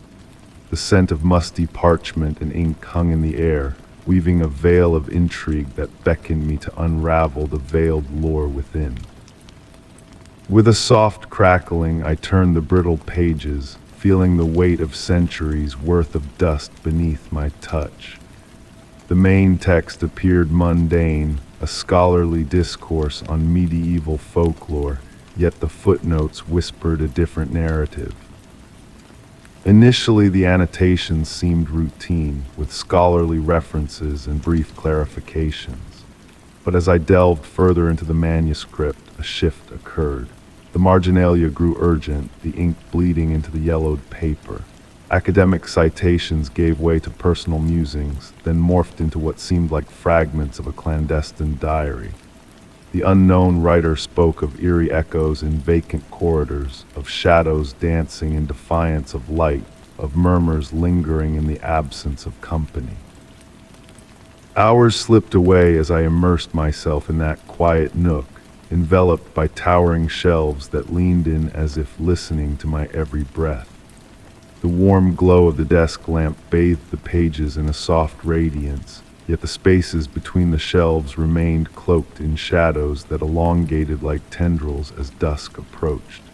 One footnote seized my attention, pointing to a sequence of enigmatic numbers resembling dates, but defying any calendar I knew. Beneath them, in faintly trembling script, were etched the cryptic words, "The patterns unveil only in darkness. They whisper of the realms between seconds, in the voids where time folds upon itself." As I pondered these enigmatic messages, peculiar occurrences began to weave through my days. Books materialized on my desk without my intervention. The library seemed to rearrange its layout in subtle ways, guiding me back to the manuscript. Even when the book lay closed, the sound of pages turning hummed in the air. The footnotes took on an intimate tone, as if the annotator foresaw my presence, my role as the reader. They hinted at a dawning realization, a gradual comprehension that the manuscript transcended mere paper and ink. The annotations bridged not just pages, but epochs, perhaps centuries. Time blurred as I delved deeper into the cryptic marginalia. The library clock's ticking slowed, then ceased entirely. The ambient light remained constant, defying the passage of hours. I found myself ensconced in a tranquil dusk that never quite surrendered to full darkness. The footnotes guided me through a labyrinth of illusions, each thread connecting to another in a tapestry of significance. They spoke of ancient civilizations mastering the art of folding time, of scholars deciphering the spaces between words, of libraries existing across multiple epochs. Approaching the conclusion, the annotations shifted to a reflective, almost serene tenor. The earlier fervor had ebbed, replaced by a sense of acceptance and peace. The final note bore a simple message. To grasp time, one must step beyond its confines. You, the reader of these words, you've embarked on the journey. When I lifted my gaze from the manuscript, the silence enveloping me felt weightier, pregnant with untold narratives. The shadows between shelves ceased to be vacant, now teeming with a subtle motion akin to curtains swaying in an unseen breeze. Now I frequent the library daily, though the boundaries between arrival and departure blur. The manuscript rests where I first encountered it, its contents shifting with each perusal. Sometimes fleeting figures flit at the edge of my vision, scholars from different eras, drawn to the same enigmatic footnotes. We share a silent communion, connected by echoes in the recesses of thought. The true essence of the manuscript eludes me, but I've come to realize that certain enigmas are meant to be experienced, not unraveled. Amidst the quietude between shelves, amidst the hushed whispers of ancient pages, I've unearthed a different kind of wisdom, one nestled in the interstices between certainty and unknown realms. I press on, guided by the footnotes through a labyrinth of significance. Perhaps someday you too will chance upon this manuscript, and when you do, recall that the most profound mysteries transform us not through revelation, but through the gentle art of wonderment. Story 22. In the hush of midnight, as I lay in bed, a stray echo reached my ears, a voice that stirred a sense of both familiarity and distant longing. The whisper of the air conditioner and the gentle rustle of leaves outside intertwined into a spectral melody, evoking memories of a presence I believed had long departed. That night my bedroom bore a different aura. Moonlight cascaded through the window, painting ethereal patterns on the walls, shapes that seemed to inhale and exhale with a tranquil rhythm. The air itself carried a peculiar weight, akin to the pregnant pause before a storm, where all is poised and still. Shadows deepened in the corners, pooling like conspirators gathering to exchange secrets in muted whispers. Once more the voice caressed the edges of my consciousness, softer this time, akin to wind chimes dancing in a gentle breeze, melodic yet tinged with a poignant sorrow. Rising slowly, my blanket slid off with a whispering sigh, revealing the cool, reassuring solidity of the wooden floor beneath my feet. Reality anchored me even as my thoughts drifted into the realm of the inexplicable. The familiar choreography of navigating my home in the night took on an unfamiliar quality, each room cloaked in an enigmatic veil.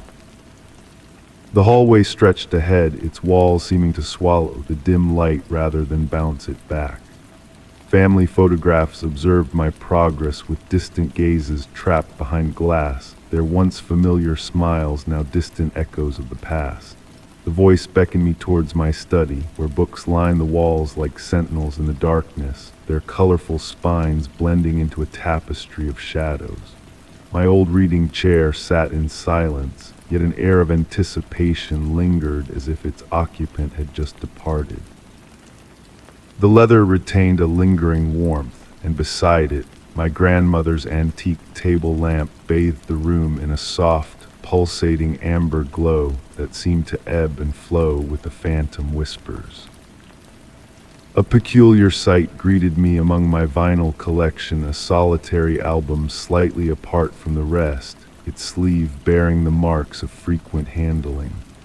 I could not recall the last time I had touched it, yet there it sat, a patient messenger awaiting my attention. The dust cover of the record player was ajar, though I distinctly remembered closing it the night before. Almost of its own volition, my hands reached for the record, the vinyl catching the lamp's light in mesmerizing concentric reflections that spiraled towards the center, beckoning me. As the record settled on the turntable, the needle found its groove with eerie precision, unleashing music not of a symphony, but the gentle patter of rain on a tin roof, intermingled with distant piano notes that seemed to emerge from the depths of memory itself.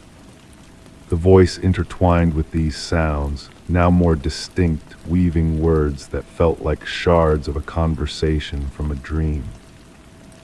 It spoke of summer nights on a porch swing, of vows exchanged beneath star-strewn skies, and of time slipping away like sand through open palms. The antique clock in the corner marked each passing second with its steady tick, yet each swing of the pendulum stretched into an eternal moment. The voice narrated tales of my grandmother, evoking memories of evenings spent listening to her tales, her hands deftly weaving needlework under the same lamp that now cast its gentle glow over me. Had she been privy to this voice? Had she left behind a message only now unfurling its enigmatic tendrils? A subtle shift in the room's temperature stirred invisible currents, causing the lamp's light to dance in spectral patterns. Shadows took on new dimensions, revealing intricate designs reminiscent of the lace doilies my grandmother used to craft, patterns pregnant with hidden significance. Sinking into the familiar embrace of my reading chair, I found solace as the voice continued its spectral soliloquy. Its cadence synchronized with the pendulum's swing, a hypnotic duet of memory and mystery. Tracing the grooves on the chair's armrests left by years of similar gestures, my fingers brushed against a book that caught my eye, a volume of poetry gifted by my grandmother long ago. Its spine shimmered faintly in the lamplight, the voice now reciting verses that once filled the quiet spaces between us during her final days. Time itself seemed to liquefy, flowing like honey in winter, rich with meaning yet impervious to quantification. With each passing moment, the voice grew clearer, though its message remained just beyond complete comprehension. It spoke of ties that transcended temporal boundaries, of love echoing through generations, of memories dwelling in the interstices between heartbeats. As dawn tiptoed closer, its gray tendrils stretching through the window, the voice began to fade. The record spun silently, the needle tracing its eternal path. The lamp's glow pulsed one last time, illuminating a profound realization about the dance of memory and loss. When the morning sun bathed the room in light, I found myself ensconced in the reading chair, the record player silent, the lamp extinguished. No tangible trace of the nocturnal experience remained, except for a book of poetry resting open on the side table, its pages adorned with my grandmother's delicate annotations. Dream or reality mattered little in the wake of the lingering emotion, a connection to something vast and enigmatic, yet intimately known. The voice may have receded with the night, but its echo lingered, a gentle reminder that some enigmas are meant to be felt rather than deciphered, experienced rather than explained. In the tranquil moments that followed, I found solace in the ambiguity, in the liminal space between comprehension and wonder, where the most exquisite mysteries chose to dwell. Story 23. On a typical evening, as rain began to pour unexpectedly, I sought shelter beneath an awning. The sound of droplets drumming on the pavement surrounded me as a gentle, urgent whisper rode on the storm's breath. The air was cool and wet, carrying the fragrance of fresh rain and distant thunder, while the whispered message hinted at hidden truths waiting to be unveiled by the storm. I stood there, captivated by the rhythmic symphony of raindrops dancing on the canvas above. The whisper returned, more distinct this time, as if someone stood just behind my shoulder. I turned, but only emptiness greeted me, along with the encroaching darkness of dusk. The street lamps flickered to life, casting gentle halos in the misty air. The voice beckoned me towards a narrow alley between weathered brick buildings. Normally, I would have dismissed such a call, but this evening held a peculiar allure. The whisper bore no ill intent, only a soft insistence reminiscent of my grandmother's bedtime stories. Tentatively, I ventured into the alley, the rain easing into a gentle mist. The brick walls exuded warmth despite the coolness of the night, as if holding onto centuries of sunlight and releasing it slowly. My steps created soft ripples in the puddles, catching the dim light in mesmerizing patterns. The alley led to a secluded courtyard, shielded from the outside world by surrounding structures. In the center, an ancient fountain stood, its worn stone glistening with rainwater. A gentle cascade emanated from its spout, harmonizing with the falling rain to create a tranquil melody. The whisper seemed to emanate from the fountain itself, growing more insistent as I drew closer. Clusters of small blue flowers adorned its base, their petals glowing with a mystical light pulsing in time with the water's rhythm. These flowers, unfamiliar yet ancient, seemed to exist in multiple moments simultaneously, both old and newly bloomed. Kneeling beside the fountain, a sense of familiarity washed over me inexplicably. Faint markings covered the stone, resembling a language beyond my comprehension. Running my fingers over the symbols, they shifted beneath my touch, almost like words dissolving in water.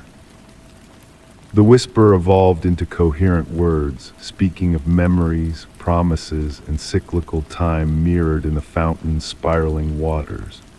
Tales of past visitors drawn to this place by the same gentle call on rainy nights echoed in the air.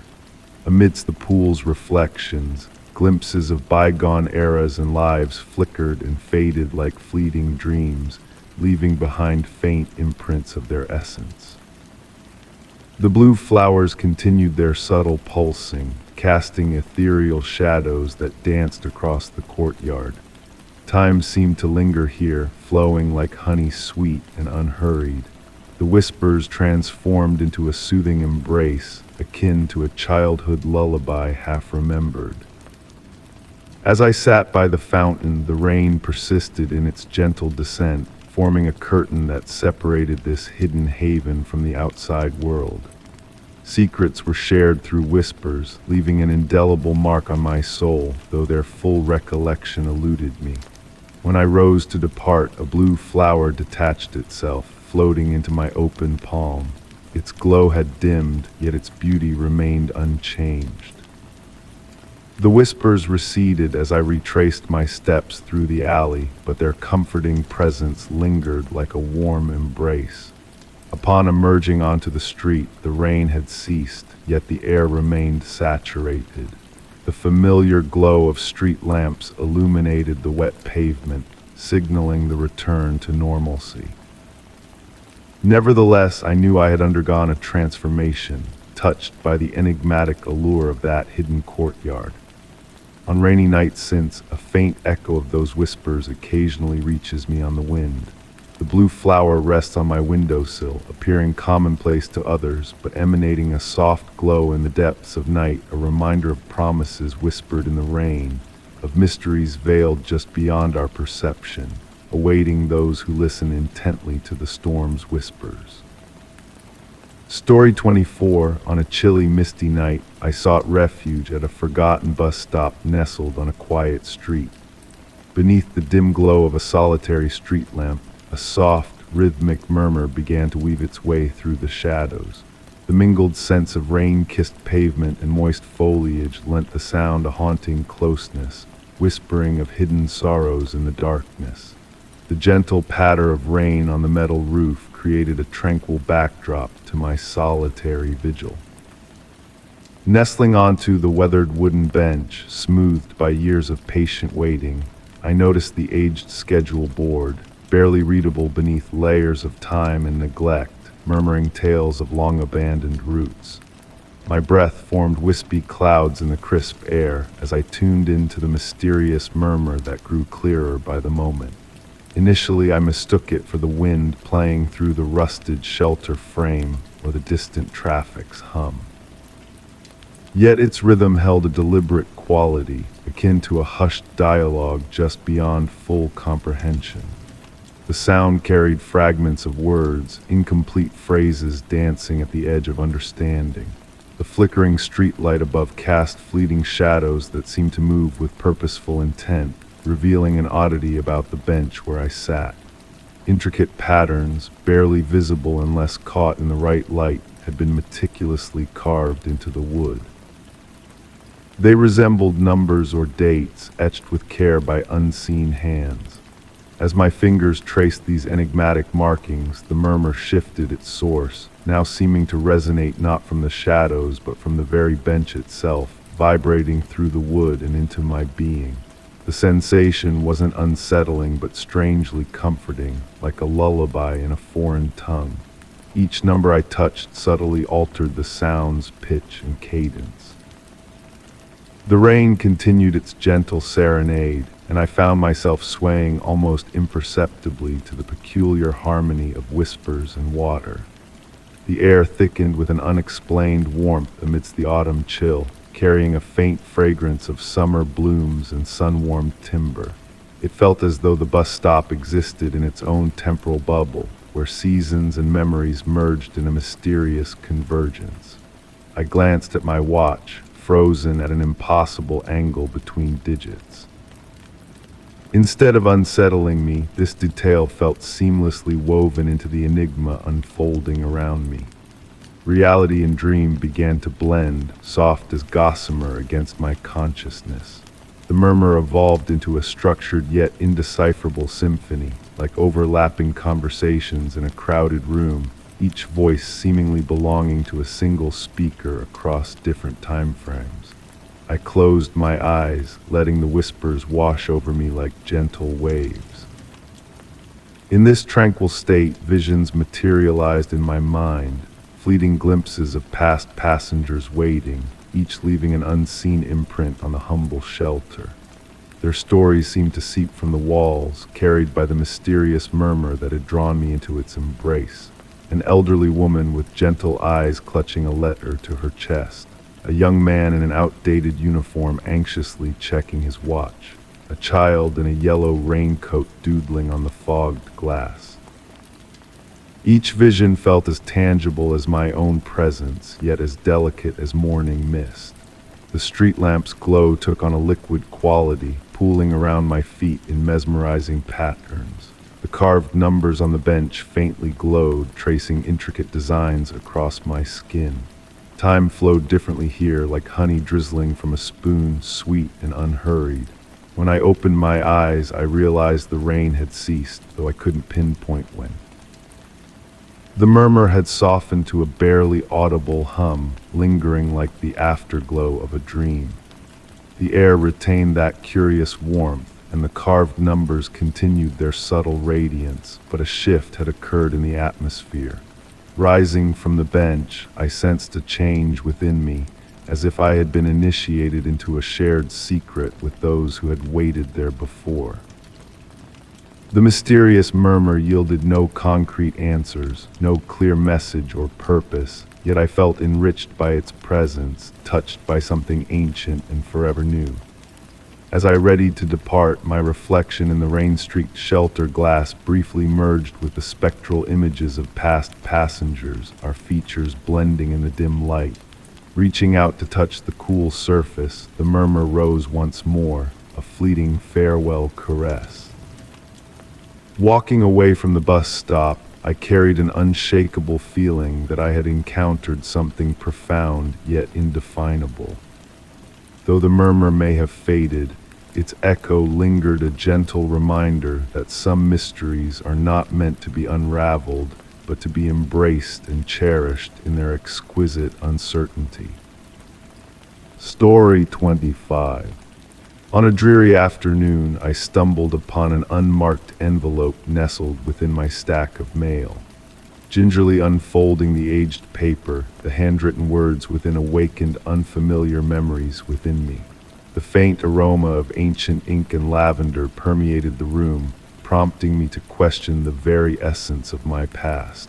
The paper felt fragile between my fingertips, its corners softened by the passage of time. Raindrops gently tapped against my window, creating a soothing melody that seemed to harmonize with the rhythm of my heartbeat. Bathed in the warm glow of my reading lamp, the elegant script on the letter seemed to dance before my eyes, casting a soft amber halo around the room. "My dearest friend," the letter commenced, "I write to stir your recollection of the summer retreat where we shared those cherished moments."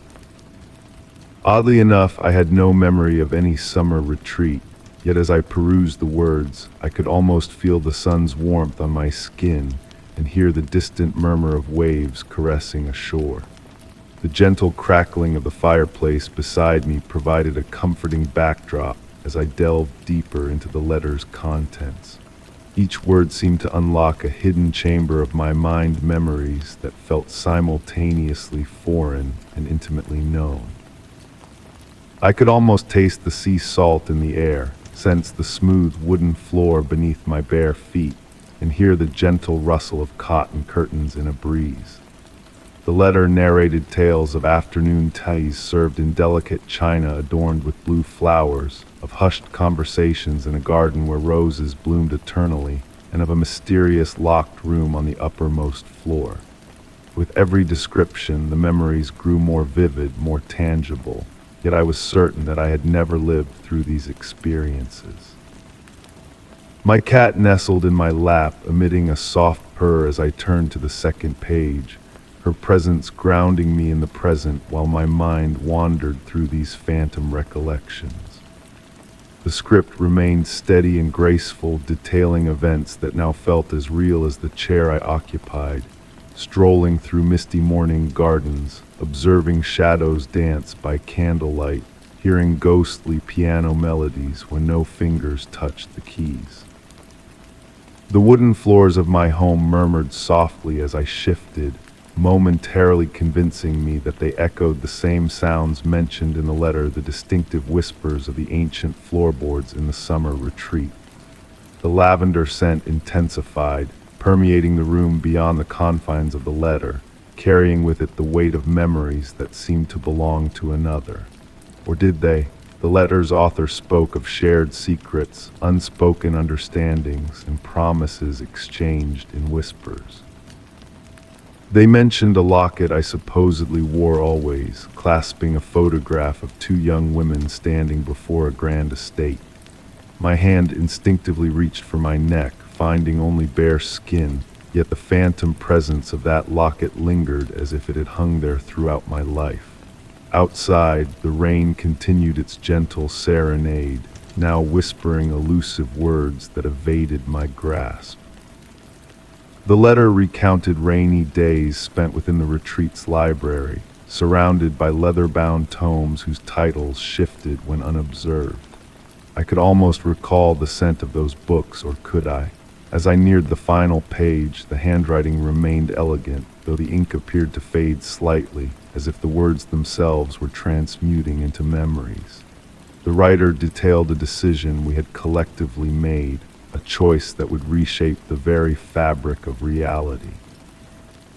They described a midnight ritual performed in the garden under a moon casting shadows in unfathomable angles.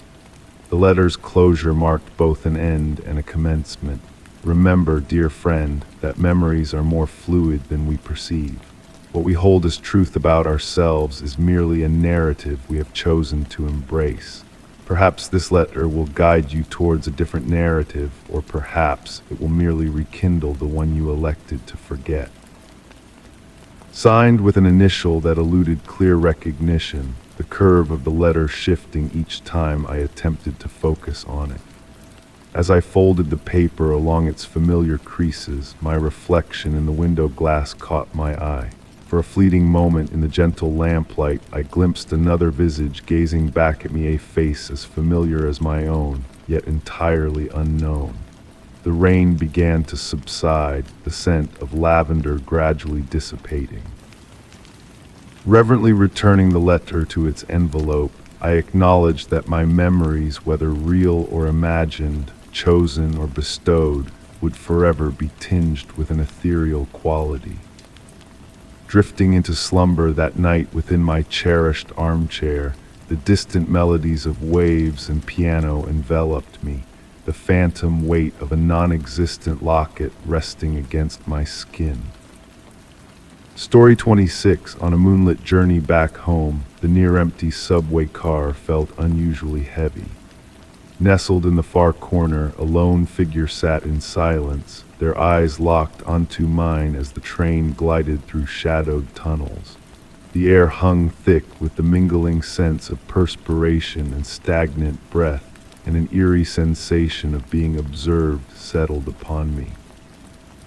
The gentle sway of the car and the rhythmic clack of wheels against tracks wove a hypnotic tapestry that typically lulls one into slumber.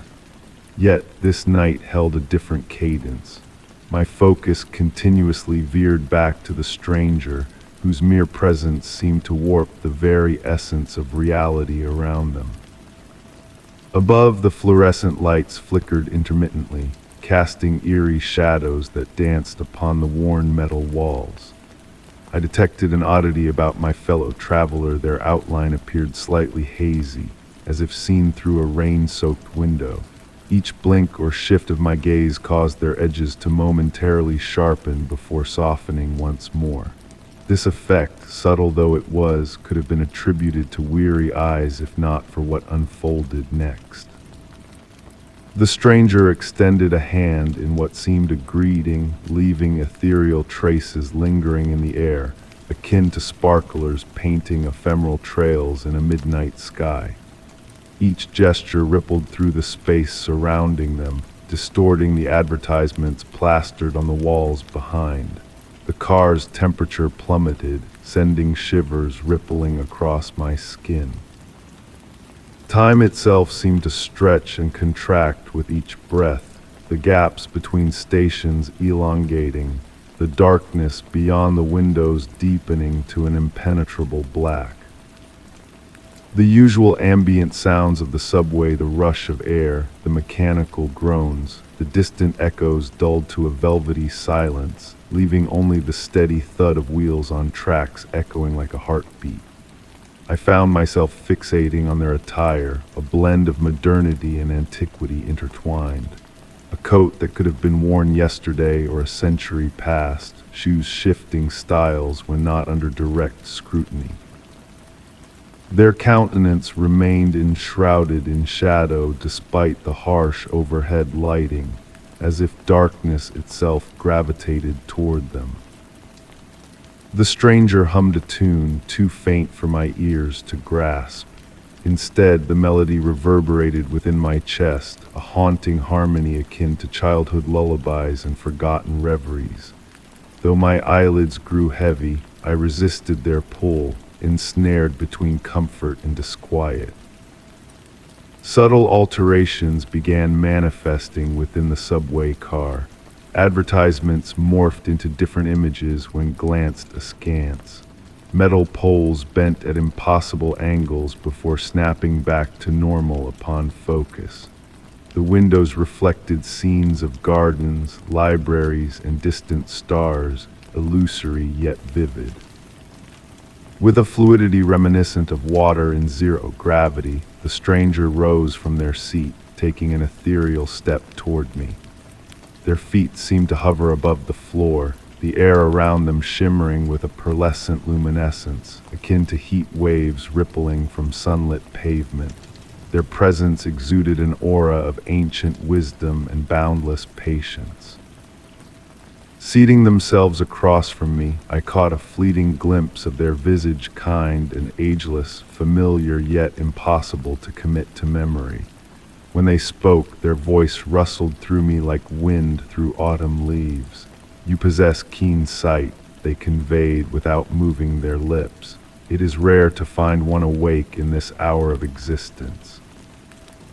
Desiring to respond, to voice the myriad queries swirling within, I found myself enveloped in a profound tranquility. The train's gentle rocking cradled me, and the darkness beyond the windows transformed into a tender embrace. The stranger's presence no longer felt menacing, but rather akin to reuniting with an old friend whose name lingered just beyond recall. Upon reopening my eyes, I found solitude within the subway car. The fluorescent lights buzzed with their usual harshness, advertisements displayed their customary wares, and the air resumed its ordinary temperature. However, a shift had occurred. In the window's reflection, a subtle iridescence clung to my attire, akin to dewdrops glistening in a spider's web. And within my pocket rested a ticket stub I had no recollection of procuring, bearing inscriptions in an unfamiliar alphabet I nonetheless comprehended. Henceforth, during late-night subway rides, I keenly observed my fellow passengers. Occasionally, when the light strikes just so, I catch fleeting glimpses of blurred outlines and lingering afterimages. And on rare occasions, a distant hum resonates not within my ears, but deep within my bones, a reminder that reality is more malleable than perceived, particularly within those transitional spaces between consciousness and slumber. Story 27. On a tranquil evening, as a sudden downpour painted the night in shades of gray, I ventured outside to retrieve my forgotten umbrella. To my surprise, a trail of muddy footprints meandered away from my doorstep, leading into the darkness. The rain, with its rhythmic melody on the pavement and the cold embrace of the damp air, carried a mysterious aura, visitor unseen, yet deeply felt, stirring a mix of curiosity and unease within me. Beneath the soft glow of the porch light, I stood, mesmerized, watching as each raindrop delicately blurred the edges of the footprints, transforming them into vague, ethereal shapes against the slick concrete canvas. The rain cascaded in gentle waves, crafting a lulling white noise that drowned out the usual nighttime sounds. With each exhale, my breath materialized as wispy clouds in the crisp air, adding to the enigmatic atmosphere surrounding me. The footprints intrigued me. They bore a uniqueness that defied familiarity, neither fitting my own shoes nor those of any known visitor. They seemed crafted with intention, each step deliberate and purposeful, shimmering faintly under the dim light as if holding specks of moonbeams within them.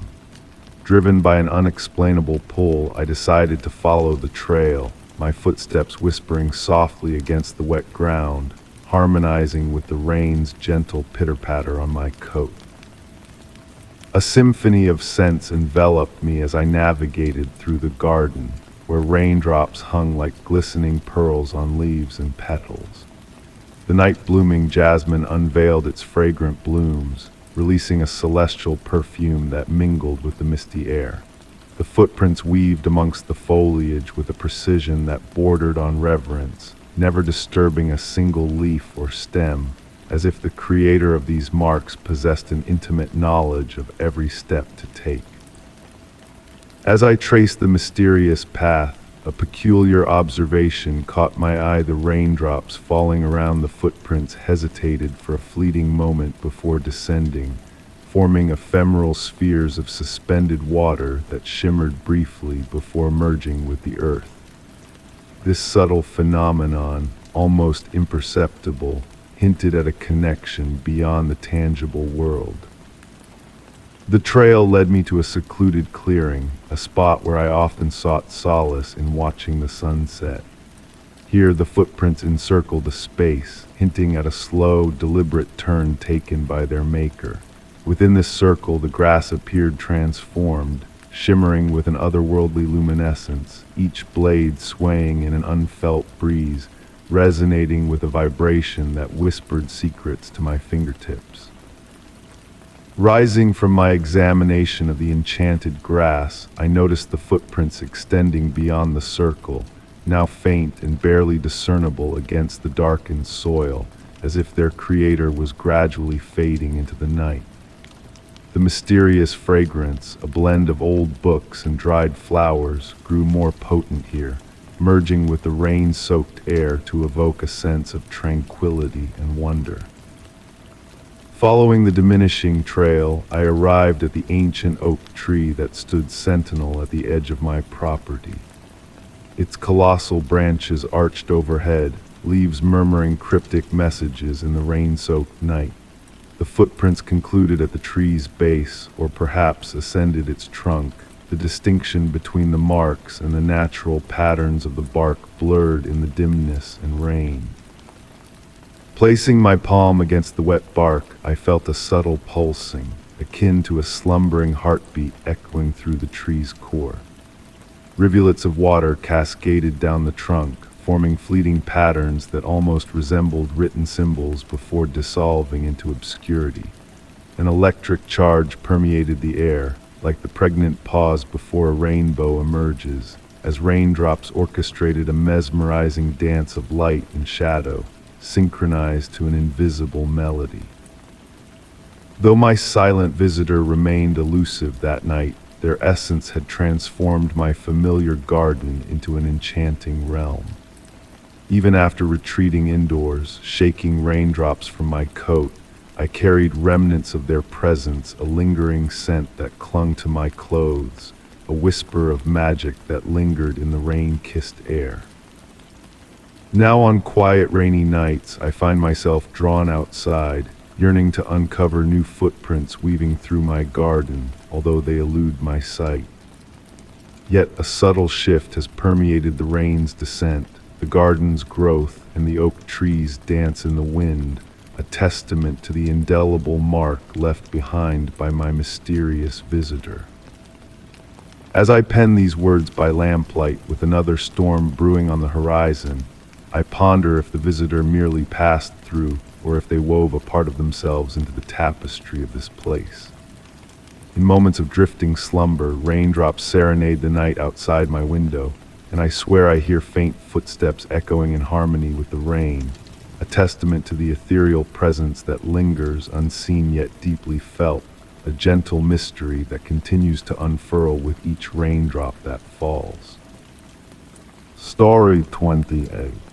On a misty evening, I strolled past an abandoned playground where rusted swings swayed gently in the breeze. In the quiet, a faint, almost imperceptible laughter lingered, a whisper of joyful voices that once danced on the wind.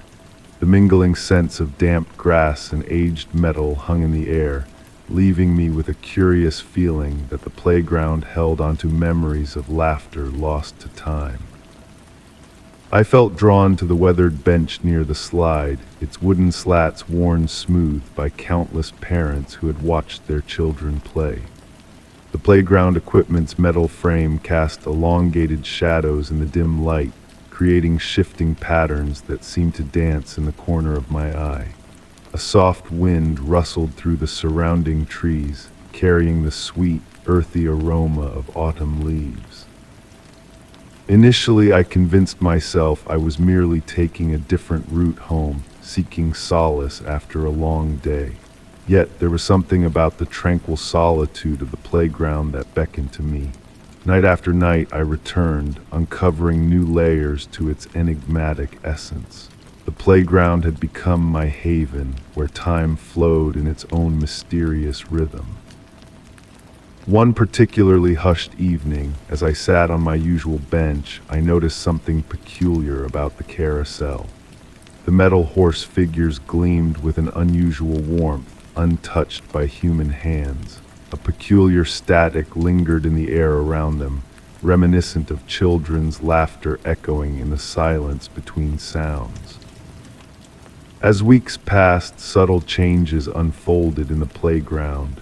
Swings swayed without a breeze, morning dew bore small footprints that faded with the rising sun, and the metal slide occasionally felt warm to the touch, as if someone had just slid down its length. I began documenting these mysteries in a notebook, uncovering patterns in the playground's behavior. The phantom laughter, barely audible yet ever present, seemed to follow a schedule, growing most apparent on moonlit nights when mist drifted in from the nearby woods. The sound remained just beyond clear hearing, like a murmur in a dream. Other park visitors, mainly dog walkers and joggers, passed by without noticing the playground's subtle transformations, but I knew better. I realized this place held something extraordinary, revealing itself only to those who listened and observed with care. One evening, a small red ball sat motionless atop the carousel, rolling slightly as if nudged by unseen hands. Anticipation thickened the air, and distant children's songs hummed at the edge of my perception. That night under the rising moon, I witnessed shadows moving independently and swings swaying in perfect harmony, syncing with my heartbeat. The elusive laughter enveloped me, not louder but more present, like a comforting embrace. A profound realization dawned on me: this playground wasn't haunted, it was frozen in a moment of pure joy. The laughter, unheard yet felt, reverberated with the happiness of every child who had played there. The mysterious occurrences weren't meant to scare, but to remind us of the magic woven into places where innocence and imagination once reigned supreme. Months later, I still visit my cherished playground almost every evening, attuned to the signs that hint at the strongest invisible laughter, a certain mist quality, a twilight hue, an anticipatory hush in the air. Sometimes I read aloud softly to the empty playground, and on those nights the swings sway with purpose, the carousel horses stand prouder, and the laughter, though silent, feels closer than before. I've kept this tale to myself, treasuring the special bond with a place suspended between memory and enchantment.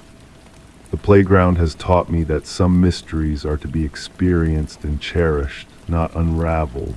And so, I continue as the unseen audience to a performance played out in whispers and shadows, accompanied by laughter that dances just beyond human ear's reach. Story 29. In the dim hours of twilight, while meandering through the labyrinth of the city, a peculiar verse caught my eye etched upon a weathered brick wall. The words, worn yet melodic, seemed to hum with an eerie tune. The evening air carried a blend of coolness and the earthy scent of rain-kissed concrete, enveloping me in a sense that the very city was whispering an ancient secret reserved for those willing to listen. Drawn closer, I traced my fingertips along the aged bricks, feeling the verses pulsate beneath my touch. The ink, neither fresh nor fully faded, existed in a state between presence and memory, a delicate balance of existence. A soft breeze rustled through the narrow street, carrying with it the gentle murmur of fallen leaves and distant echoes of life. It was then that I noticed the curious anomaly. Each line of the rhyme bore a distinct handwriting, as if penned by multiple souls over time. Some letters flowed with graceful cursive strokes, while others stood rigid and precise. Yet in their collective disarray, the diverse styles harmonized in an unsettling unity. The street lamps flickered to life, casting a warm glow and painting gentle shadows that danced across the wall. As darkness descended, I reached for my phone to illuminate the text, only to witness a peculiar phenomenon. The words seemed to shift under the artificial light, rearranging themselves as if playing a clandestine game. I blinked in disbelief, questioning my own perception. Amidst the encroaching night, I committed the verses to memory. They settled in my mind effortlessly, as though they were always there, waiting to be recalled rather than learned. The rhyme spoke of shadows walking alongside us, of memories dwelling in the crevices between moments, and of melodies only the walls could perceive. Night after night, I found myself drawn back to that wall, the verses surfacing in my dreams and waking thoughts. I observed passers-by, their fingers skimming over the bricks like mine had done. Some paused, their gazes distant, as if catching a melody just beyond reach. Over weeks, I noticed similar verses cropping up on various walls across the city, each one connected like verses in an endless poem. The handwriting styles remained consistent, a blend of authors weaving a cryptic message into the urban fabric. I documented each discovery, capturing images that always emerged slightly blurred, as if resisting capture. Delving deeper into the mystery, I perceived subtle shifts in my surroundings. Street sounds took on rhythm, the city's hum transforming into distant harmonies. Rain fell in measured cadences, tapping out messages in an ancient tongue I almost comprehended. On quiet nights, I stood before the original wall where the rhyme first captivated me. The words remained in their liminal state, neither fading nor growing clearer, existing betwixt reality and reverie. Strangers occasionally joined me, drawn by an inexplicable force. We stood in silence, sharing a mutual wonder reflected in our eyes.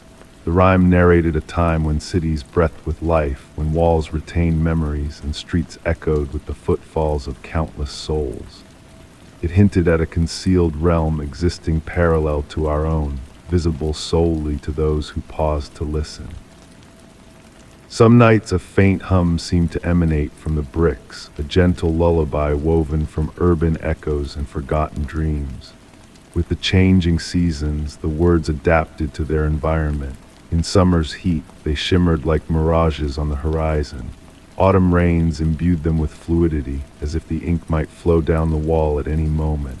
Winter frost adorned each letter with delicate patterns, capturing the feeble sunlight. Even today I frequent the wall, though I've long since memorized every verse of the rhyme. Occasionally I note subtle additions, new lines interwoven with the old, the family of handwriting styles expanding. Though no one writes on the wall in my presence, the poem evolves, a living testament to shared consciousness. What captivates me most is the varied impact of the rhyme on each individual. Some depart with serene smiles, while others bear a pensive gaze that lingers for days. Many return as I do, drawn by an unspoken recognition that there's always more to unveil within those weathered words. The enigma of the rhyme remains unsolved, perhaps intentionally so. In a world where technology and science unravel countless mysteries, solace is found in the knowledge that some enigmas persist in the shadows between streetlights, in the whispers of brick and mortar, in the persistent murmur of words that defy complete comprehension. As night descends and the city sinks into its nocturnal cadence, I often ponder the unknown authors whose handwriting intertwines on the wall. Do they continue to contribute to their boundless poem? Do they, like me, visit these walls to seek the hidden melody? Perhaps we've crossed paths on the streets, linked by unseen threads of shared understanding, all part of a tale that inscribes itself in the margins of our urban existence. Story 30. In the late hours of the night, a solitary drive along a deserted highway unveiled a sight that stirred a sense of intrigue within me. An ancient radio tower loomed against the backdrop of the moon-kissed sky, its presence commanding attention. A peculiar sensation enveloped me as my car radio crackled with static, punctuated by a faint, rhythmic signal that seemed to carry a veiled significance. The cool night air carried a hint of metal and distant storms, adding to the mystique that surrounded the towering structure. It was as though the very essence of the night whispered of secrets long forgotten, a message from a bygone era.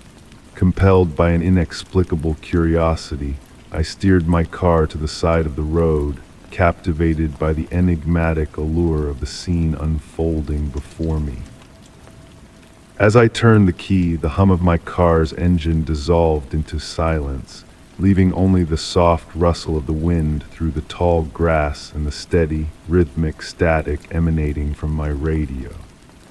The signal, once muffled, now seemed to resonate with clarity, a pattern of elongated and abbreviated bursts that evoked memories of Morse code, yet with an elusive twist of its own. The sentinel-like tower stood against the canvas of the deep indigo sky, its warning lights extinguished long ago. The march of time had etched intricate patterns of rust upon its metallic surface, weaving a tapestry of decay that appeared almost deliberate in its design. Watching intently, I noticed the shifting shadows cast by drifting clouds, lending a subtle sway to the tower's silhouette. The cadence of the signal began to stir a sense of familiarity within me, akin to a half-remembered melody from childhood. Surrendering to the hypnotic allure, I closed my eyes, allowing the sound to envelop me, coaxing forth distant recollections from the recesses of my mind. The static ebbed and flowed like gentle waves, carrying fragments of what seemed like whispered words just beyond grasp. In a bid to capture the mysterious broadcast, I reached for my phone, only to find it unresponsive, its screen shrouded in darkness despite being fully charged. The air grew thick with anticipation, a palpable tension hanging in the atmosphere. A wispy mist began to gather, enveloping the base of the tower in a gossamer embrace, adding to the ethereal ambience of the moment. Enthralled by the mesmerizing rhythm of the signal, memories not entirely my own began to surface, unfolding like spectral visions before my eyes. I witnessed a scene of individuals in a control room, bathed in the warm glow of analog equipment, their voices urgent as they discussed something of paramount importance, something worthy of preservation. The mist thickened, veiling the tower in a ghostly shroud, as the signal's pattern subtly shifted, offering glimpses of its encoded message. Numbers, dates, and snippets of scientific data danced through my consciousness, accompanied by a sense of purposeful transmission, a plea for understanding across the expanse of time. Lost in the embrace of sound and mist, time seemed to lose its hold, the chill of the night creeping in as I clutched my jacket tighter. Each pulse of static felt like a puzzle piece, waiting to be fitted into a grand design that had awaited revelation for decades. A soft glow emanated from the tower's base, pulsating in harmony with the signal, casting an amber hue that wove patterns through the swirling mist. Transfixed by the rhythmic dance of light, my eyelids grew heavy, the signal's cadence morphing into a melodic refrain, akin to a lullaby. The realization dawned upon me that the memories I had glimpsed were not happenstance, but a deliberate transmission, ensconced within the endless loop of static and silence. With the arrival of dawn, the mist began to dissipate, the signal gradually fading into the stillness of the morning. The tower stood silent once more, its enigmatic secrets veiled by layers of rust and time. My phone sprang back to life, revealing missed calls from concerned loved ones as the sun painted the sky in hues of gentle pastels, obscuring the night's surreal events in the light of day. Setting forth on the empty highway once more, a subtle shift had taken root within me.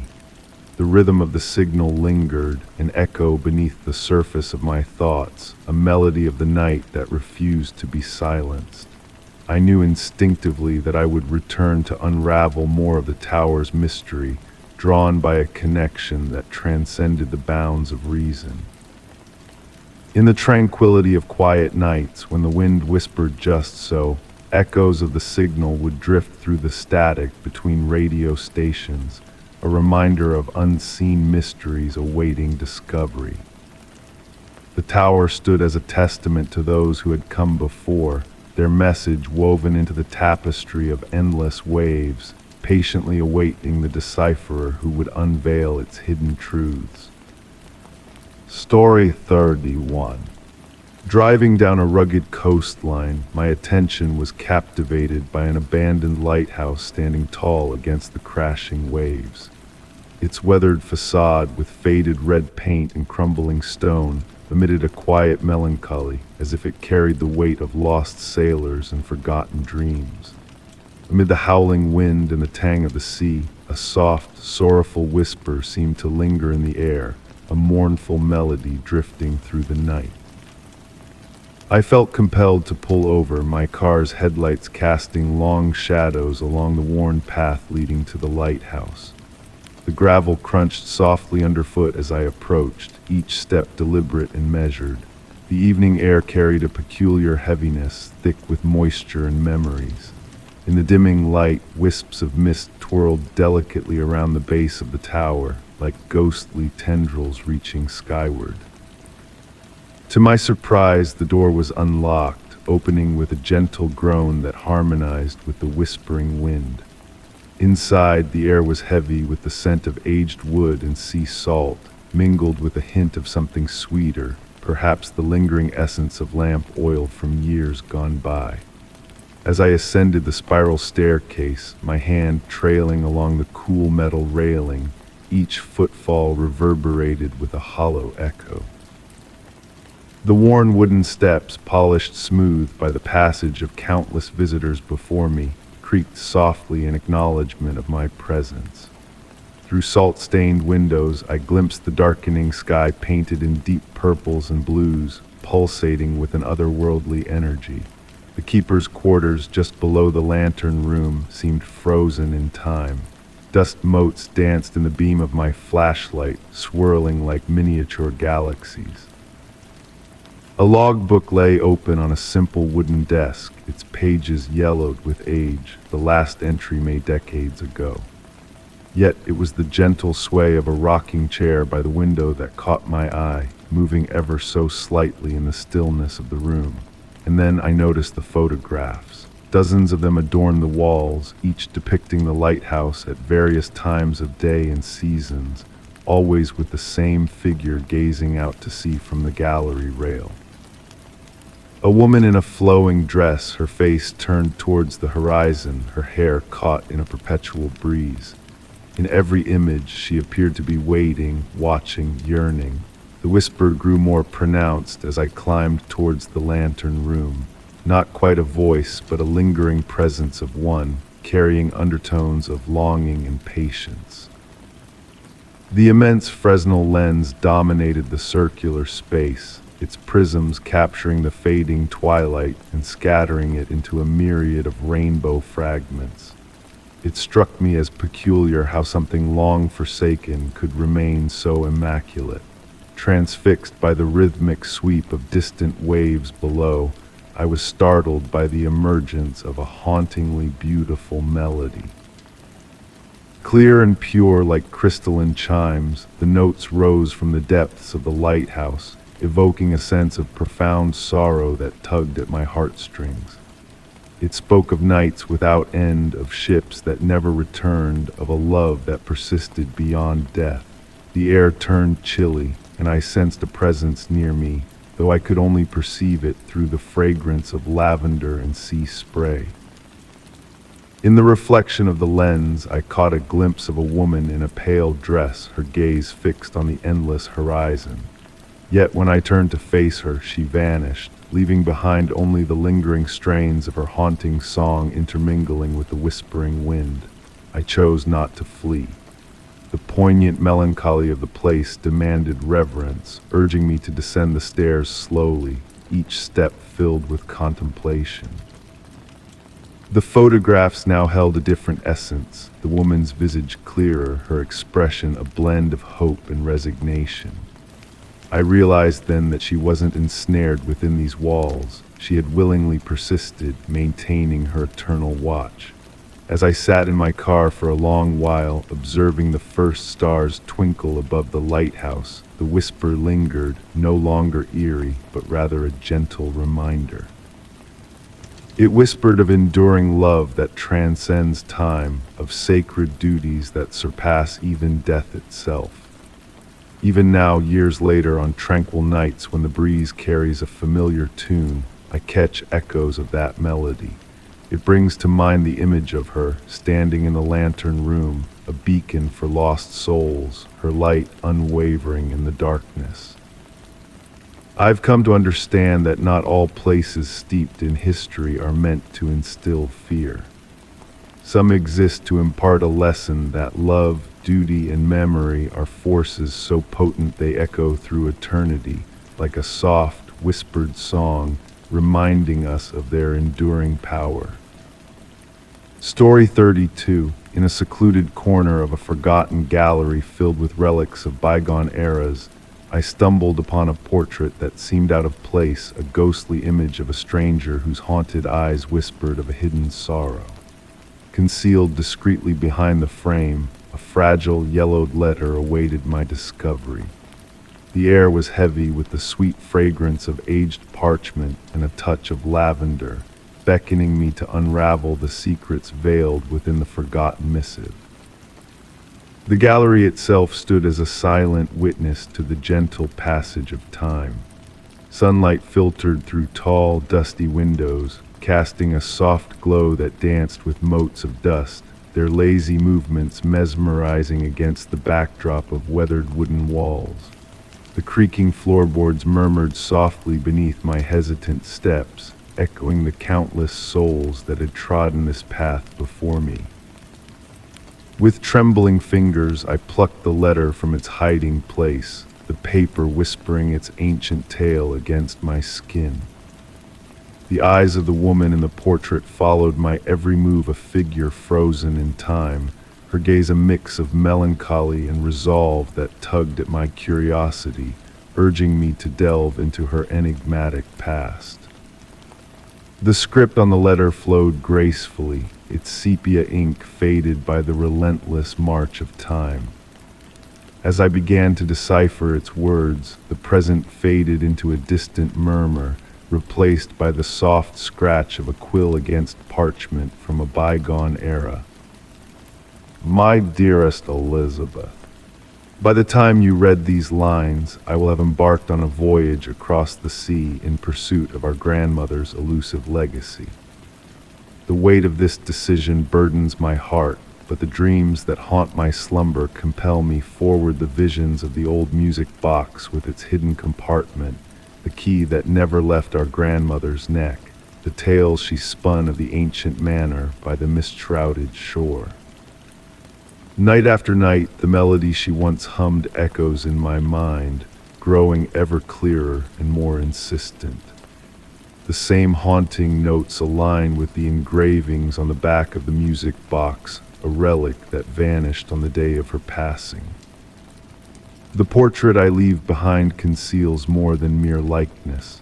Within its frame lies a map, carefully obscured for years untold.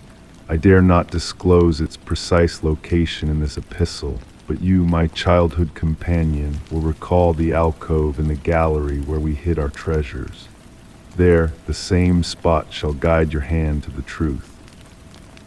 To any other who chances upon this letter, heed my warning. Some mysteries are best left undisturbed. But for you, Elizabeth, who now reads these words, follow the path I have laid out. Our inheritance does not lie in material riches, but in the wisdom passed down through the generations of women in our family. The moon's reflection on still waters, the whisper of ancient trees in the wind, the dance of shadows cast by the flickering candlelight, these are the keys to unlocking the secrets. Trust in your intuition more than your eyes. The answers will come to you in dreams, as they did for our grandmother and now for me. With eternal love and hope. Margaret. The resonance of Margaret's words lingered in the air like the fading hues of twilight. I found myself drawn back to the portrait, viewing Margaret's countenance with newfound understanding. The gallery now pulsed with the weight of untold narratives and unfinished voyages. As darkness draped the room in its velvet embrace, the portrait seemed to shift subtly, revealing hidden nuances. A pendant at her neck that might have held a key, a faint outline of a music box in the background, her hand poised near her heart, guarding a secret. A tranquil hush enveloped the gallery like a comforting shroud as I pondered the enigma before me. Should I follow Margaret's cryptic clues, tracing her path across the ocean? The answer need not be rushed. Some enigmas unfurl their truths only when the stars align. Gently returning the letter to its sanctuary, I transcribed its contents into my journal, preserving Margaret's legacy for further contemplation. As I prepared to depart, a melodic whisper, soft and ethereal, brushed against my senses, a melody half forgotten, drifting through the air like a forgotten dream. Whether born of my imagination or a deeper resonance within the gallery's shadows, I could not discern. The eyes of the portrait tracked my retreat, not with malice but with a silent entreaty, akin to an unread story waiting to unfurl its secrets. I knew I would return to this sanctuary of mysteries to delve deeper into Margaret's legacy. But for now, I allowed the questions to drift like autumn leaves on tranquil waters, understanding that some truths reveal themselves most vividly in the realm of dreams. Story 33. As I wandered through a quaint historic neighborhood, my path led me to a weathered iron gate adorned with intricate engravings that whispered of a forgotten narrative. Time had blurred the once sharp details, yet the essence of passion and sorrow lingered in the delicate patterns etched into the metal. The gate stood silent, its rusty surface cool to the touch, inviting me to explore the story hidden within its ancient design. Beneath the canopy of trees, a soft breeze carried the hushed murmurs of autumn, weaving a tranquil melody through the air. The fading sunlight painted the engravings with golden hues, casting shadows that danced and weaved with each passing moment.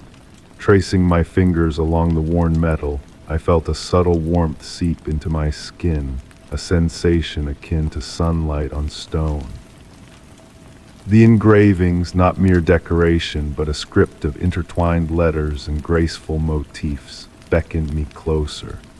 Vines and blooms intertwined with elegant curves, forming words in a language unknown to me. Each stroke of my fingertip revealed a new layer of the tale, a story waiting to be uncovered beneath the surface of time. Beyond the gate, a garden path vanished into the twilight, embraced by ancient trees swaying gently in the evening breeze. The fragrance of fallen leaves mingled with a hint of roses and lavender, though no blooms adorned the path.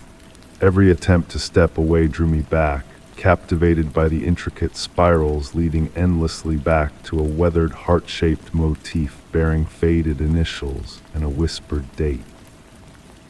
As darkness descended, a shift occurred in the engravings, their forms morphing and evolving under the cloak of night.